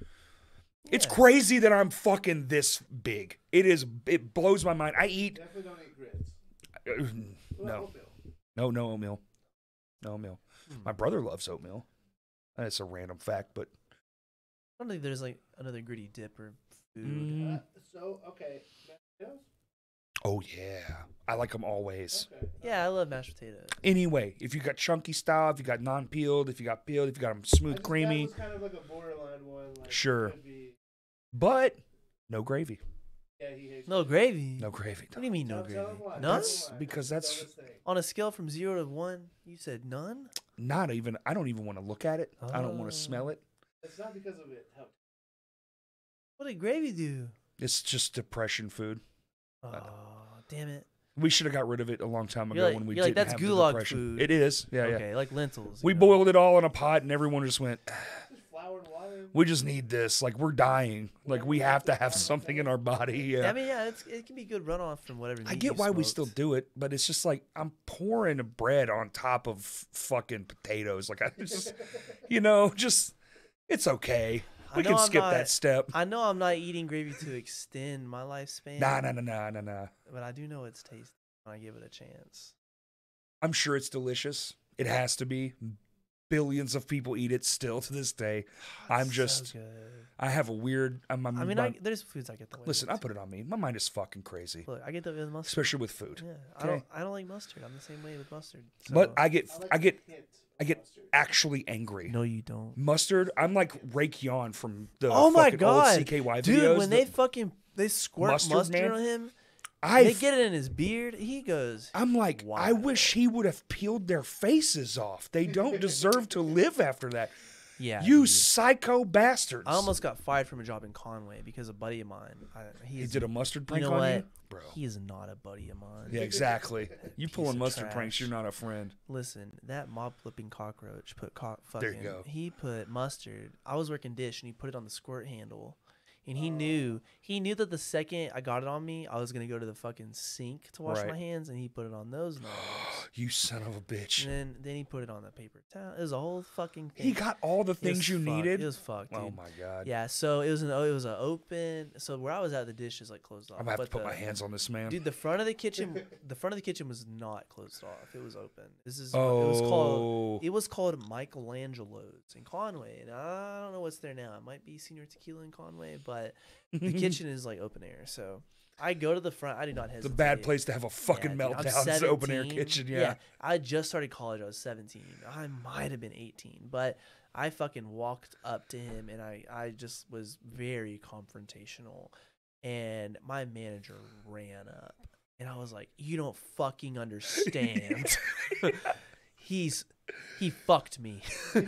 He's put mustard all over the back of the kitchen. And I looked at him and I said, "You fucked me.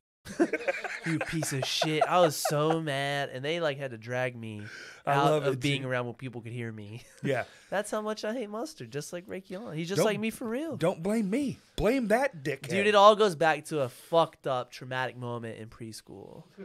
Where somebody fucking dared me to try mustard in a little cup with like water and mashed potatoes. What the fuck? And I did, and yeah, dude, I just that's already bad. Yeah, I just threw it up and threw it up and threw it. And it's because of the sharpness of that taste of mustard, and it's such a unique. You're damaged forever. Dude, mustard is such a very like unique and harsh tone, smell, taste. I don't know.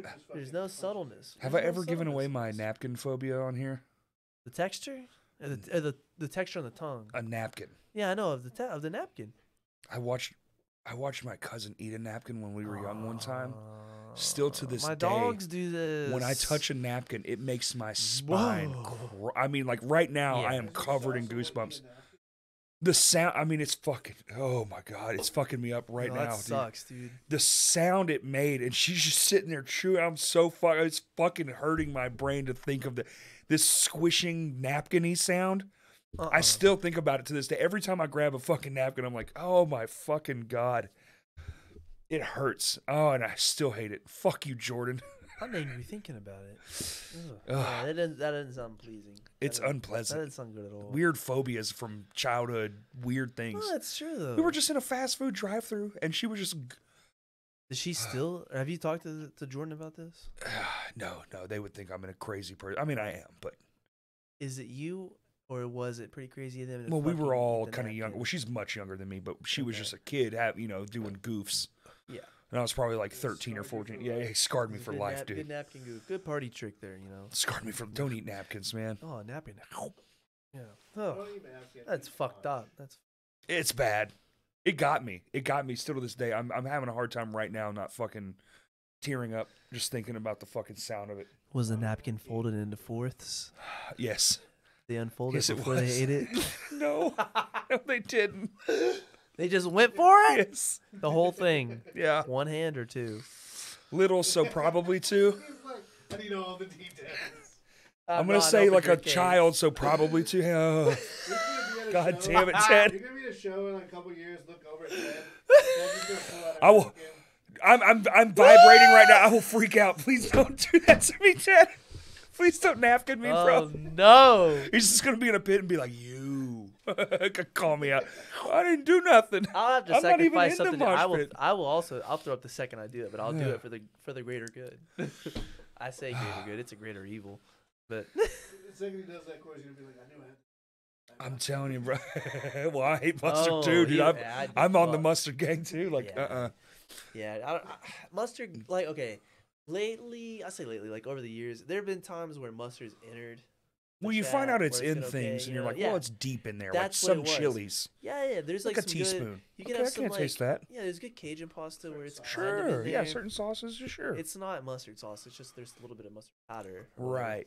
I had which I get because it's peppery. Yeah, like mustard's peppery. Right. I went to Khalil's to watch the UFC fight a year or two ago. It's gone now. It's a good spot, but I went to Khalil's. And I got the golden wings, and they didn't have light for shit in there. You couldn't see in there. I didn't know it. I thought it was honey barbecue. I ate 2 wings, and then they fucking popped the lights on. It's like last call, and I'm like, oh, I know what this stain on parchment paper. I know what this is on my finger. It's fucking mustard. It was like the golden wing. It's fucking honey mustard and barbecue. I was like, I can't even be mad at myself. This was really good. Yeah.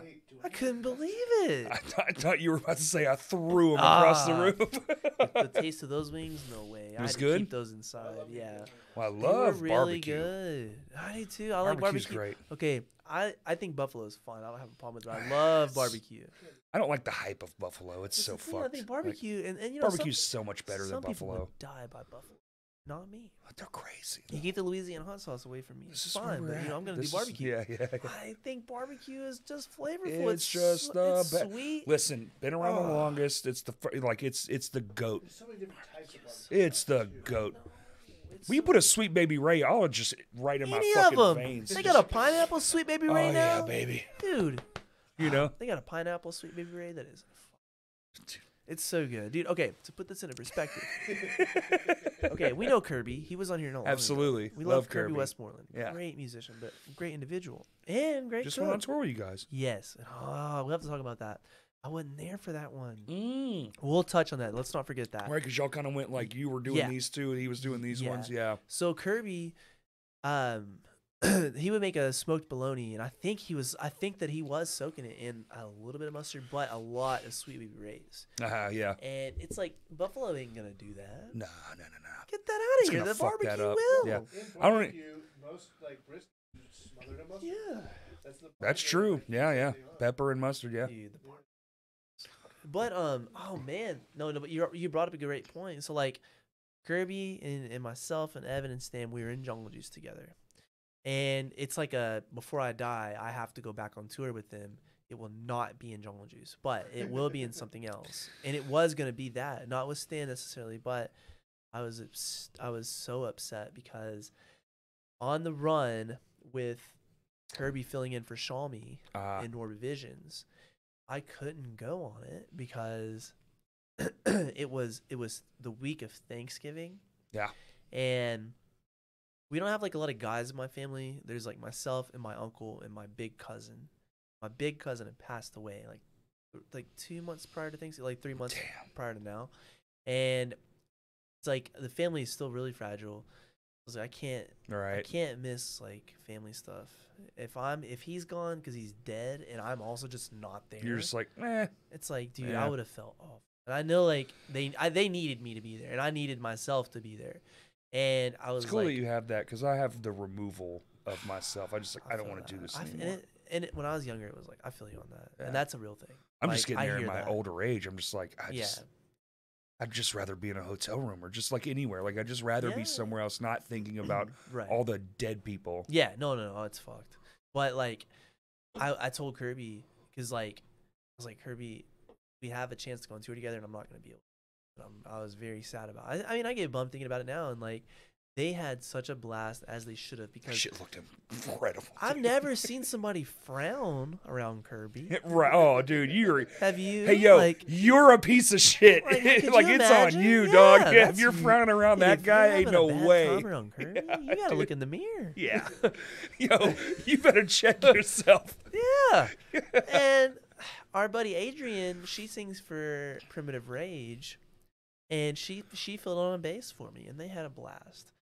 And I was like, it looked magical, dude. The FOMO of seeing like, first off, someone I think to the highest regard, which is Adrian, and then someone that's one of my best friends, Kirby, playing that with the rest of my best friends. You know, fucking Evan and Delac and Andrew. I'm just like, damn it, I would have killed to have been there. I was so bummed, but I was so proud of them because they did have a good time. It was with No Cure and Primitive Rage, so Adrian was doing double duty. That's so wild. And they had a blast. Like I kept up with them the whole time. Obviously, like we're in a group chat, but I would text them out of the chat too, and just kind of get a vibe of how it was. And they got to spend Thanksgiving with Brad, primarily with Hennessy, their bassist. Oh right. And it's like if there's like obviously I love all of Brat, but if there's a member of Brat that I'm like, oh, it's after hours, let's go party. I mean, yeah, it's Hennessy. It's always Hennessy, and that's the guy.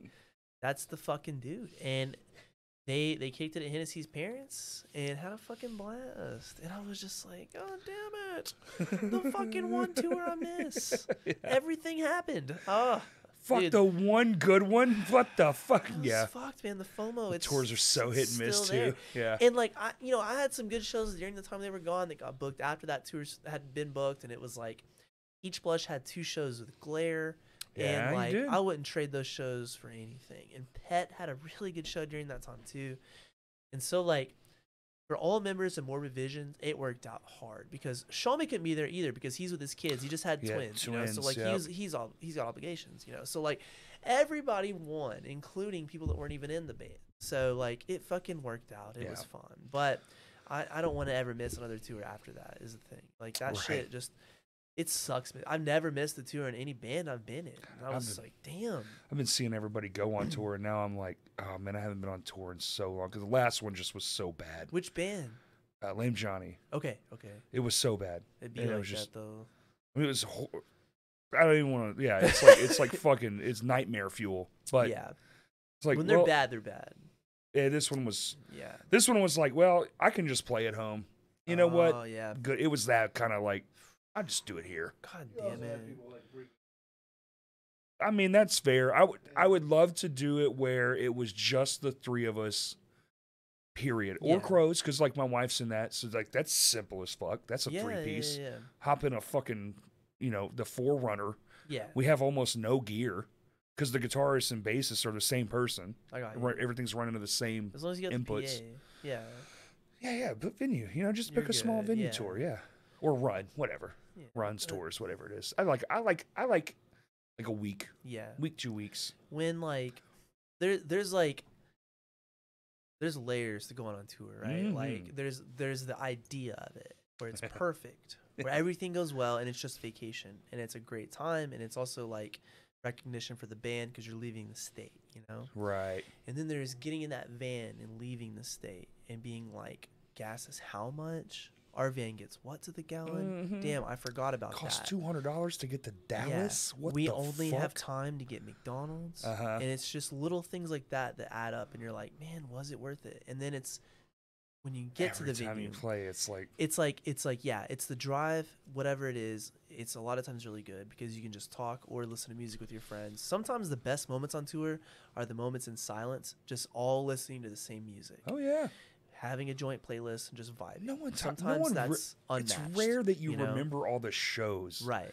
It's always the shit. It's like, it's the journey. Remember when we were at Taco Bell and you fucking slipped? It's like, it's those things. It's the other shit. One of my favorite things about when I was ever on a tour was a Morbid Visionz tour where we had a joint playlist. And I don't know who did it, but somebody had thrown a really, really good Jewel song on there. And so it was not I Was Made For You. It wasn't that song. It wasn't Intuition. It was a song I'd never heard, but it was sad. And we were driving in the rain in Louisiana, and it was a little dusk. It was getting like kind of darker, and it was just a very gloomy, like a very bleak type of drive. And that song came on. Two of them were talking, but everything stopped when that song started, and we were like, that's all we needed. We just had to sit there, listen to that song while driving in this weather. Yeah. And it was our own music video is what it felt like. It was our time to just absorb this feeling of like, damn, this feels, it's like a happiness and being sad kind of. It just felt good to feel something, and it just felt great. Yeah, I love that you described it like that. I have moments like that all the time. Yeah, it was so real. Like I'm living in a music video right now. It's like, you need to get Andrew on here because I think he resonated that with me as well. Like, it just felt so, it might have been him to put that song on there, but it might have been D.i.y. But it just felt... They're both very music buff. Oh, yeah. Like, but it into all the shit. And it just felt good to hear that Jewel song in such a bleak climate with your best Wild friends. that it's Jewel, too. It's just like, man, I haven't even heard of Jewel in so long. Dude, if you play I Was Meant For You on an acoustic guitar, you're fucking gonna feel something. That's true. Yeah, fair, dude. That fucking beginning riff, oh my God. Like, I mean, I might play in a death metal band, but when you're on death metal tour and Jewel comes on in the rain, that's when you feel. Yeah. That's when but it's moments like that, you know. It's getting to the venue, unloading together, figuring out maybe something gonna work right, so you make it work right for yourself. It's building that element together, and like figuring out how you're gonna fit on that stage, how you're gonna fit merch into a weird corner. Oh yeah. You know how you're gonna make things break even, like whatever. It's the grind with your friends. Makes the day go by too. It's like, and you're struggling. It's the and struggle. You're problem solving. Honestly, the struggle and problem solving with your friends is what makes it the best. It's because like you find parts of your friends you're very impressed by, where you're like, you find them being selfless and you find them working hard to make it happen, and you're like, well, we all have the same goal here, and you obviously like showed that. It's pretty dope, you know. You fall in love with your friends on tour. I'm not gonna lie. Absolutely, like, it's fucking cool. We're the opposite. Sometimes violently so. There's one tour I've been on where that was the case. And it's sometimes, you know. Even still with the other one, it was like I would still like to do it again. So there's something to it, you know, where it's like I still want to do it. I just got scared with. Yeah. Now I just want it to be the people I know forever. You do, yeah. You want it to be people that you're okay with them seeing. Not, I mean, you're never at your worst, but you want it to be some people that are okay with seeing you being a miserable individual. Sure. You know, like we're not all happy all the time. And that's how tour is too. Like you see every side of that person because you're with them 24/7 for X amount of days. You know? Yeah. And those are the people you want with you that are like forgiving. You want to be with forgiving people that are patient. That's a great point. Yeah, dude. Yeah. Like patient. Because you really do go through every single emotion possible. You sometimes in the same fucking day. Oh yeah, dude, straight up. Like, and it washes over you. Like, you straight up absorb it and you fucking let it go. It is what it is. That's beautiful. It's a human fucking thing. It really is. So sick, honestly. Like, I think I've learned more about myself just being around like buddies on tour and seeing them be themselves. You know, where you see how people handle certain situations and you understand like, well, that's my buddy and they're not perfect. They're a human being and they react in different ways than I do to different situations. And that's fine because this can be a learning experience where we can just fucking chat and figure out how to handle this and make it work. We can figure it out together. That's what matters. You want to be with people that want to work it out together. Like I said, patience is key. You want to work it out together. And when you can find those kinds of people, you can fucking... Now, I'm not going to say that's every person you tour with. That's not the case with any band I've been in. But when you can speak to that. But it's like after a few days, it kind of can be that. Like, to be honest... touring with Morbid Visionz, I did expect to get fully annoyed at just little things because I hadn't toured in years.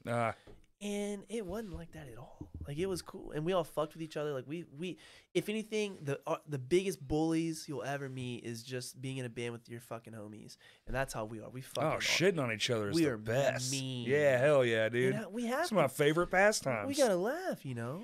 And I think some people they feel that, but it's like, if you don't feel the love of being a fucking piece of shit to one of your best friends in a way where you're okay with them doing it back to you, you don't feel it. I want it. Oh, sometimes I'll say it just because they won't. I want to be. Say the thing. Yeah, dude. I want to be fucked with. Yeah. Pull a prank on me. Give me a jump scare.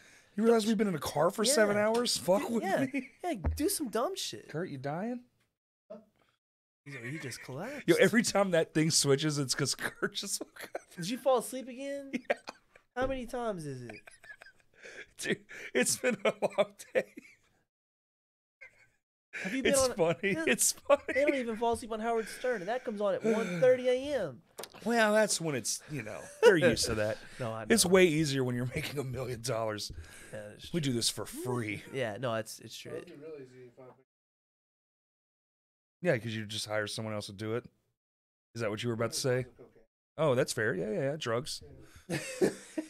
We love the good drugs. And touring in 2023, there's not a lot of them, I will say. There's good mushrooms. Not ones that won't kill you. Yeah, Stay away from it. That's the thing. It's like back in the day, you tour. Huh? There is cookout. Yeah, there's cocaine. There's cookout. Do cookout, not drugs. Yeah. Used to, it was like, do drugs. Now it's like, you might want to stay away from drugs, man. Shit's fucked up. You go on tour, you get extra mushrooms on everything, but don't get cookout. Yeah, you get coke. You get cookout. Cookout. Yeah. That's what you get. Yeah, get cookout. Don't get cooked out. Get cookout. Don't get cooked out. Get cookout. And you don't want to get cooked out because then you're gonna, then your friends have to explain a whole bunch of things they don't want to. It's bad. You don't want your friends explaining anything. That's especially to like the authorities or. You're like, shut the fuck up. Dude. What's wrong with him back then? You really? He's and they're like, I don't know. Yeah, that's a big tour fear too, is getting busted. And luckily that's never been. I mean, not that we've ever had like weird shit on us, but I mean, you get fucking pulled over and they might like see a reflection of a lighter, and they're like, "Oh, get the fuck out of the van." A lighter? Oh, look at you, drug you addicts. That's crack. Right. You bunch of fucking. You must be up to something. Derelict, no good doers. Yeah. It's like, dude, we're just trying to get to fucking Mississippi. I mean, it's like the border's like right there, man. Can we just, can we just go? The only time I've ever had ask Evan about this too. We weren't in like a drug bust, but we were in like a we're fucked situation. I had it. We were like, okay, yeah, we've been there. We were 16. Terrifying. Yeah. We were 16. We were in this town called twice actually. We were in Flower Mound outside of Benton, Dallas area, like DFW. Oh, okay. And it's like a nice little suburb. Our buddy Cody. He played. Shout out Cody. I know he played in this incredible band called Nosferatu. Oh, okay. I was obsessed with, like a really good snotty punk band, hardcore band from Austin. But back then he was just a buddy that was from that area, and we'd stay with him. And we had this Jungle Juice fan called the Juice Box, and we had left the doors open, and we were just chilling outside in the yard. Yeah, I was like 15 or 16. We had some beer. We were just chilling, and a cop rolls up, and it was the most fucked up thing I'd ever seen because this cop had a radar outside of the hood, the top of the car. On top of the car. And I was like, what the fuck is that thing for? Yeah. It looked like some, 1984 kind of shit. They stop, and they walk into the yard and look at the van, and they see, like, an open container. Fucking calling canines, and who's the owner? And I was like, I gotta go get Stan. It was we all got breathalyzed, and, like, a lot of us got, like, but it was okay. We just learned a lot of lessons. Yeah. I will say you should get caught at 15 drinking. By 1984, do you mean the dystopian story 1984 or like the book. year? Yeah, the year too, yeah. Well, the story, yeah. But that car was so goofy. But we found out that town is just like, so they're just, the cops are bored because they don't have people to, that's right, fuck around with. So they got a bunch of law-abiding citizens. They got find some bunkards. They found a van of musicians. That's the. Buddy, that's a rich bus, baby. Yeah, that's a goddamn jackpot. I got been handcuffed a time or two. Being a cop and finding a band of fucking for kids playing a show where I probably shouldn't have. It'd be like that. overestimating what was going to happen. Yeah. Oof. Scary stuff. Yeah, I know. Oh, you're going to jail. Oh, fuck. fuck. Jail, motherfucker. Yeah. Yeah, no, it's. Have you heard the story about the 4th of July when I went to jail? I don't know. Damn, dude. We gotta have one of these just stories. Fucked up stories. Now, I got fucking. Is this something you can tell? Yeah. Okay. That's cool. It's like everything's settled in court. No, I'm just kidding. Nothing went to court. The dude died. I got off scot-free. Okay. Well, so, like, as you know, like, I'm a wrestling fan. Fucking tried and true. Would die for it. In 2014, Stan and myself, we had made plans to go to a wrestling event at the Benton Fairgrounds, not the Bryans. And it was NWA, it's the National Wrestling Alliance, which is like the tried and true wrestling company of like the century. Billy Corgan from the Smashing Pumpkins, I think he was just buying at that time, or he was about. He owns it now. What the fuck? But that's like Billy Corgan owns the he's NWA. He's a wrestling really? fanatic. But like that, the NWA is like the company. You know, that's like I know that's so wild, dude. It is pretty funny. It's hilarious. He's a dramatic guy, so he can write dramas. That's fair. And the thing was, at that time, I'm obsessed with Japanese wrestling. I mean, I'm wearing this jacket, New Japan jacket. I'm still obsessed with it. But couple favorites from Japan were going to be at this event that like it was wild. All the way in Arkansas, Benton, Arkansas. That's crazy. And that's how cool NWA was, because they brought these random events, and it was called something that resonated with it being live, but it was like a big event. So they had AJ Styles, and he was not fighting in WWE yet. He was exclusively in New Japan Wrestling. At this point, like, yeah, I've followed AJ since I was a kid. I've met him in Hot Springs when TNA came there. I'm seeing him in person. I'm not missing him. That's awesome. Yeah, and I tweeted him, and I was like, "Hey, are you gonna have like any shirts?" And he tweeted me back. He's like, "Yeah, come on down." That's the best shit, dude. And like it goes back to us talking about like DIY fucking mentalities. People just selling their own shit because they're performing. They're doing their own thing. And I was floored. I was like, I'm gonna see AJ Styles. And so like, I put on my Stone Cold jersey. I'm in Conway, and I go down there with Adam Kirby, and I meet up with Stan. I meet up with Katie, and we're doing our thing. We're hanging out, and it's in the rodeo fairground area. Yeah. And it's as fucking like goofy as you can imagine. It's very hillbilly. Yeah. And like it's fun because Hillbilly Jim is there. Yeah, absolutely, dude. As it should be. Yeah. And so fucking. Hey, all that stuff is still there, and they still do shit like that. I think the Rock and Roll Express were there. Like, it was a good... Look at this up. Look this up. July 4th, 2014, NWA Super Show in Benton. Benton, Arkansas. It was that's badass. Yeah, and so, like, I had a few fucking beverages at my buddy Chris Revis's house in Conway, and Adam comes and picks me up. I have a 40, and, like, I drink it on the way there, and I try to, like, kind of sneak it in, but I end up chugging it and throwing it away. We're sitting on bleachers, like, just chilling. And Adam, his little brother, are like kind of heckling. They're not like being pieces of shit. They're just being wrestling fans. Like, they're just yelling, you know. Oh yeah.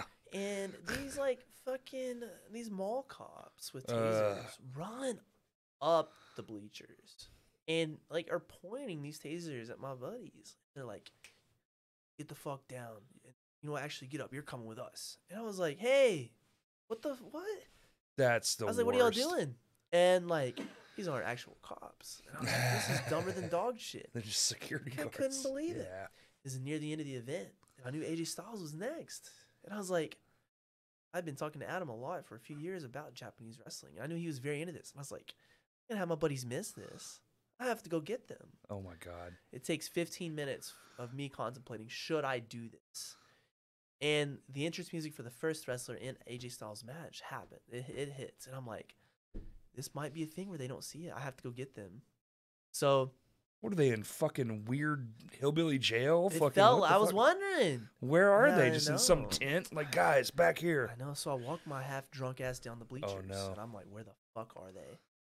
And at this point, I'm a little like, I don't know how to explain it. I'm I'm Ted. I'm Ted now. I'm Ted then. But Sure. I might have been a little more short fused and a little bit more like Feel I'm ya. not fucking around at that point. And now I'm a little bit more patient. But Short fuse fisher, man. it's like it is. What Yeah, it I is. got you, brother. And so I find them. I find about 6 cops in a circle around my buddies. Oh, Lord. Just 2 cop cars pulled up, and I just immediately walk up and I go, hey, they're fine. They're with us.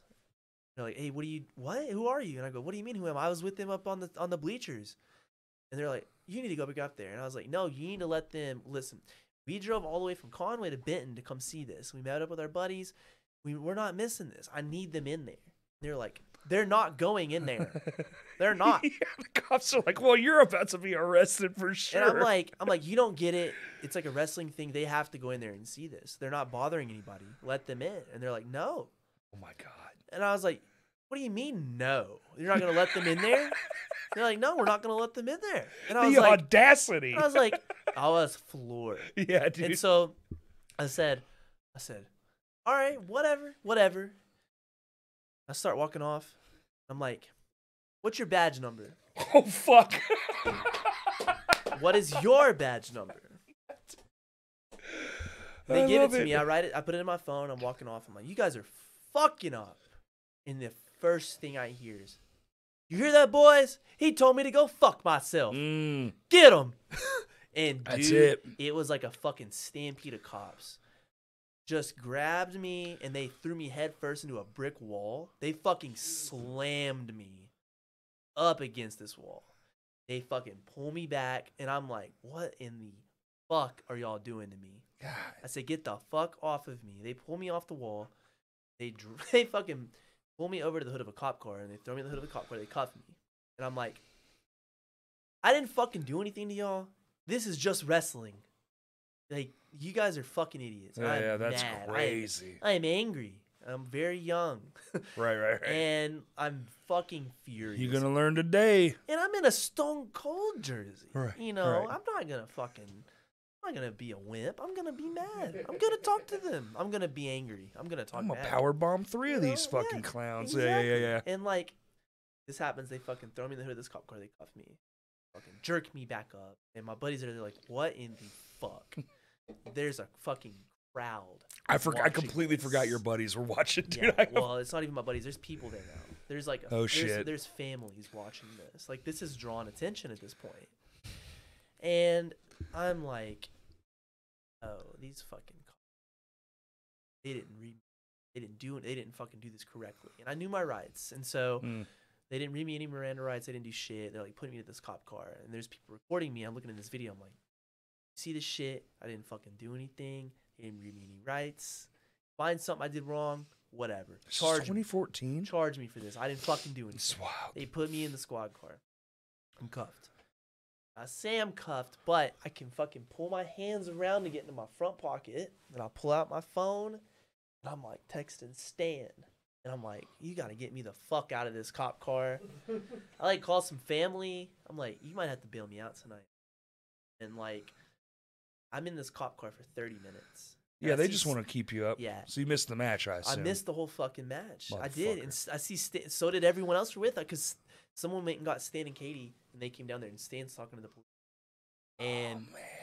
And I know Stan's like, he's a smart dude. And I'm like, if anyone can get me out of this, it's Stan.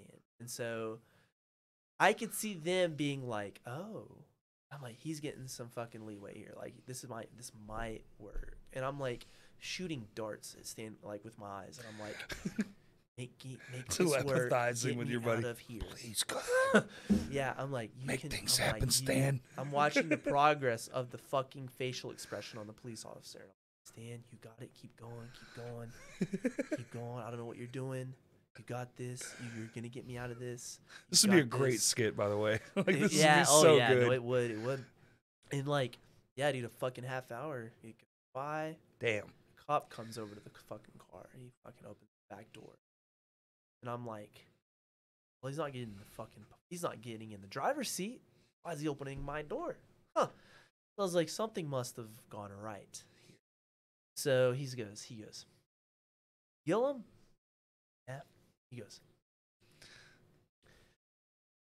come on out. Let me take your cuffs off. Listen, we're sorry. We understand you've been studying for the bar exam. Oh my God. We know you've been going to school to be a lawyer. Sometimes we need lawyers. Sometimes we need people like you. Holy shit, Your buddy over there. Stan finessed the shit out of him. Your buddy told us how you've been studying for finals, and you've also got the bar exam on your plate, and you just wanted to let off some steam and come to this wrestling event, and you drove all the way down from Conway to see it. We understand. Like, we get it. My God. Side note, this is also like a very white privilege thing, so I have to make sure that's notated. But Stan fucking, like, he got me out of this predicament, like, tenfold. And the cop, yeah, he goes, sometimes we need lawyers. Like, we get it. Uh-huh. And then he starts asking me dumbass shit. Oh, are you related to the Gilliams here? He's like trying to be buddy-buddy. I go, dude, I don't give a fuck who I'm related to. Get me out of these cuffs. I'm going the fuck home. And I already missed a match, man. yes, I know, right? So Stan, like, you know, I go up to him after this, and I was like, dude, what did you do? He's like, dude. He says it loud. He's like, I told them the truth.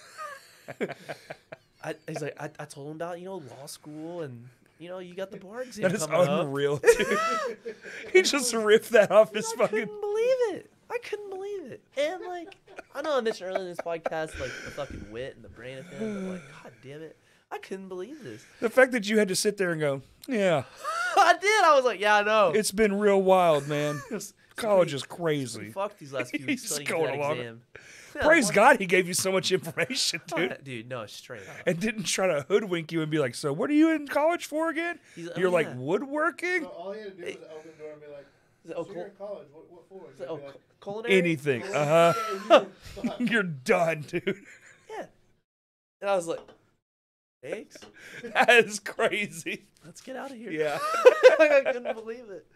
And yeah, dude, I did not get to see AJ Styles fight in a fucking rodeo that night. Damn. But it happened. He did do it. Still a fucking dope Which is story, cool. though. You still, Yeah, I mean, he you have did a it. story. He did it. You know, he did it, which I'm happy about. So, you know, shout out, props to him. Now, I will say with that, no, I do got to go home soon. Let's end on it. Well, we got to be at 3 hours. What are we, 3.5? Hell yeah, dude. I mean, I could go another couple if I yeah, wanted we to, could but do I can't. 5 hours, brother. We got to do another one in like a month or two. We did it. Oh, yeah. Whatever you want. Always come back, please. We should do another one. Plug whatever you This got, was buddy. really fun. All right. I had a blast, let me man. see what I got to I appreciate you So- for coming on, too. Thank you. Oh, for yeah, especially with dude. all your family stuff. And Yeah, no, I know it was kind of wild to have Thank you to all book for being this today. flexible and finding a time today to work. So I appreciate that. But yeah, as far as plugging stuff, we got Friday Night Fight Metal the 19th. Yeah, like I said earlier, we got Cruelty, Eternal Nation, Morbid Visionz, Death Rattle, Fire. And if there's one more band on it that I'm forgetting, I apologize. But come to that show. Get your tickets now. Get them now. Absolutely. Pett full length coming out. Peach Blush and Pett both playing the day before Friday Night Fight Metal. But we're also playing together at Sterling Market at McGill's Work. It's like over there and kind That's of past cool. Lost 40. Huh. We're playing like outside or something. That is on the Patio show. something like that. Dope. Yeah. Yeah. It's on the 28th of this month. Cool. Come Shit, to I'm that. playing a fucking show the 28th. So I was God gonna damn it. say, Mark Olson, he booked shows that week too. Those are also good shows, the 26th, 7th, and 8th. It's the wildest lineup and of ever. every day that Yeah. week is great. It's a Tuesday, Wednesday, So Thursday. I talked It's to Christmas Ty break. last night. Fuck He it. was like, I got to play a show. I was like, motherfucker. I know he's busy because he's playing the second day of that 3 days. Yeah, and mine's the third day, and I was with colors because we haven't got to play a show together, and I'm just like, dude, we'll Oh, finally be man. able to play. And it's, nope. Yeah. Well, whatever you're in town up to, whoever's listening, whatever show you go to, you Yeah. win. It's fun. You're gonna have a blast. Go to Venus. They're all going gonna to do well. I It's feel okay. like, Yeah, for sure. Peach Blush is about to hit the ground fucking hard, and we kind of already have been. The goal is to have a full length like in hand by the end of the next year. Fuck yeah. With a lot of fun stuff like to add on to it. Peach Blush is like obviously like I'm in Pett and Morbid Visionz, but like Peach Blush is like my baby. Right. You know, I get it. That's like my fucking. It's my name, Johnny. It's my baby. I eat, breathe, I sleep, I fucking. I think it's about it Peach far Blush, too often. you know? Yeah. and you know it is what it is, and I'm a big fan of like the fact that it's a different kind of band that it doesn't fit in with anything else around here. It's just its own Absolutely. thing, and I think that's cool. I really like the fact that I could play a hardcore show, or I could play a punk show, or I could play a screamo show. good- or I could play it's an a good- emo show. and it's it a good spot to fits, be you in, know? yeah. Yeah, it's cool. It's dynamic, and it's cool to get the reception we get, and like obviously like all the love to Little Rock for giving any fuck about being called Peach. You know, at first a lot of people didn't like that name. Check out their music video. It's also good. Yeah, check out Scenic Loose. That was a lot of fun to put together, and I'm happy about that. I would love to do another one soon on any. You should. Music videos are so fun. So fun. If you're hearing this, put out a music video. Any band. Shoot it with your phone. Our last one did gangbusters. We literally shot it on our phone in the back of an ice cream truck. Fuck it. Just do it. Let's do it. Let's on a Temple and CapCut. Put them all in there. It's 59 seconds, but who's counting? Yeah, fuck it. Hire Kurt. Shoot a video. We did. Let's do it. Let's go. We shot a fucking full film, basically. Yo, that's sick. I got a fuck ton of ideas. I got the white erase. I got the white marker board. I got notebooks. I got notes on my phone. I got voice memos. I got ideas. We can. But yeah, okay. Like I mentioned earlier too, though. Like other than Peach Blush and Morbid Visionz, Pett. This new album is gonna be coming out. Like I'm hoping by September. That'll be very exciting. It's getting mastered right now, so it's like getting to the point where physical media is the next option. Right. We're gonna talk about it. That album is fucking like there are parts in this where I play bass in Pett, and the things that I've seen Pat, Eric, and Ty pull off, I am so just like enthralled.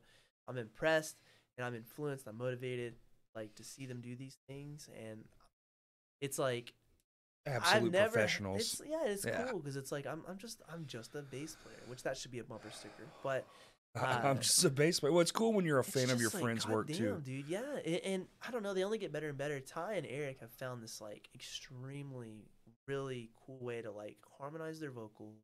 Sick. In a way that's just perfect. It's beautiful, and it's like I want to learn how to do that for Peach Blush. it's like I take from different bands to pull off things in different bands, and that's a big one that I want to happen in Peach Blush. It's like these harmonies that they do together in Pett. I'm like I want that to happen in Peach. That good, and like they put in work, and Pat does too, and myself, but it's just like I don't know, I've learned so much about them, and obviously I've been friends with them forever, but I've just like became a lot closer with them through this band, that it's like when I see them grow musically, finding things to sound the way they do, finding them become better musicians. Absolutely. Like, God damn, dude. I thought you had it figured out in the last thing you put out. Right. But, like, look at you now. Oh, look at you being better than and it remember. It makes me a better musician. And that's like, when I joined Head Cold, it was the same fucking thing. Like, I joined that band, and in the first 10 minutes, I was a better musician. Boom. Like, straight up. What about social media handles? Social media handles. So, with Peach Blush 559, we have a song 559, and that's not an area code. We have 557. Interesting. So respect, Shout out to Times. It is, the whole thing. It's 5:59. You just missed your whole day, so you better go out and skate and party. With Pett, it's Pett_AR. Dope. With Morbid Visionz, always with a Z. Mm-hmm. It's either going to be Morbid Visionz just with a Z or Morbid Visionz DM. These are all going to be reflective across Instagram, Twitter, and Bandcamp. So you'll find us. Don't worry. No Facebooks. Smart. Well, no. We all have Facebook. You just gotta search the band name. Sure. You'll find it. Yeah. Now Pett actually does not, but it will soon. It'll be good. Yeah. Also, we just came out with this badass race car shirt with a fucking. It's like the band Rat. So Pett's P-E-T-T and Rat is R-A-T-T. Yeah. And it's a Rat fucking logo ripoff on this race car. Love it. Dude, I love logo ripoffs. Yeah. And like Pat, he does all the merch like designs, and he put on the front license plate. It just says, "Way cool, Junior." doesn't have to have a reason. Just sounds cool, looks great. Yeah. And no, it's cool. But other than that, the biggest thing to follow though, Banging in the Rock. Friday Night Fight Night's coming up. B.I.T.R Fest. B.I.T.R. We have TikTok. B.I.T.R Fest. I think it is B.I.T.R Fest across all platforms. You're right. Yeah. It might just be Banging in the Rock on Facebook, but. Follow all those. We're working on like a newsletter and a lot more for 2024. Dope. Get eyes on the product. We have leak it. So for 2024 lineup, we have. And that's where we cut. There we go. Yeah, and then that's you just beep. We're not doing that. Crashcast Pod on all the things. Crashcast Pod 1 on Twitter, and thank you, dude. And everybody, thank you for listening. Peace. Cheers. Cheers, buddy. Woo. Hell yeah, we crushed it, dude. Hell yeah. That was awesome.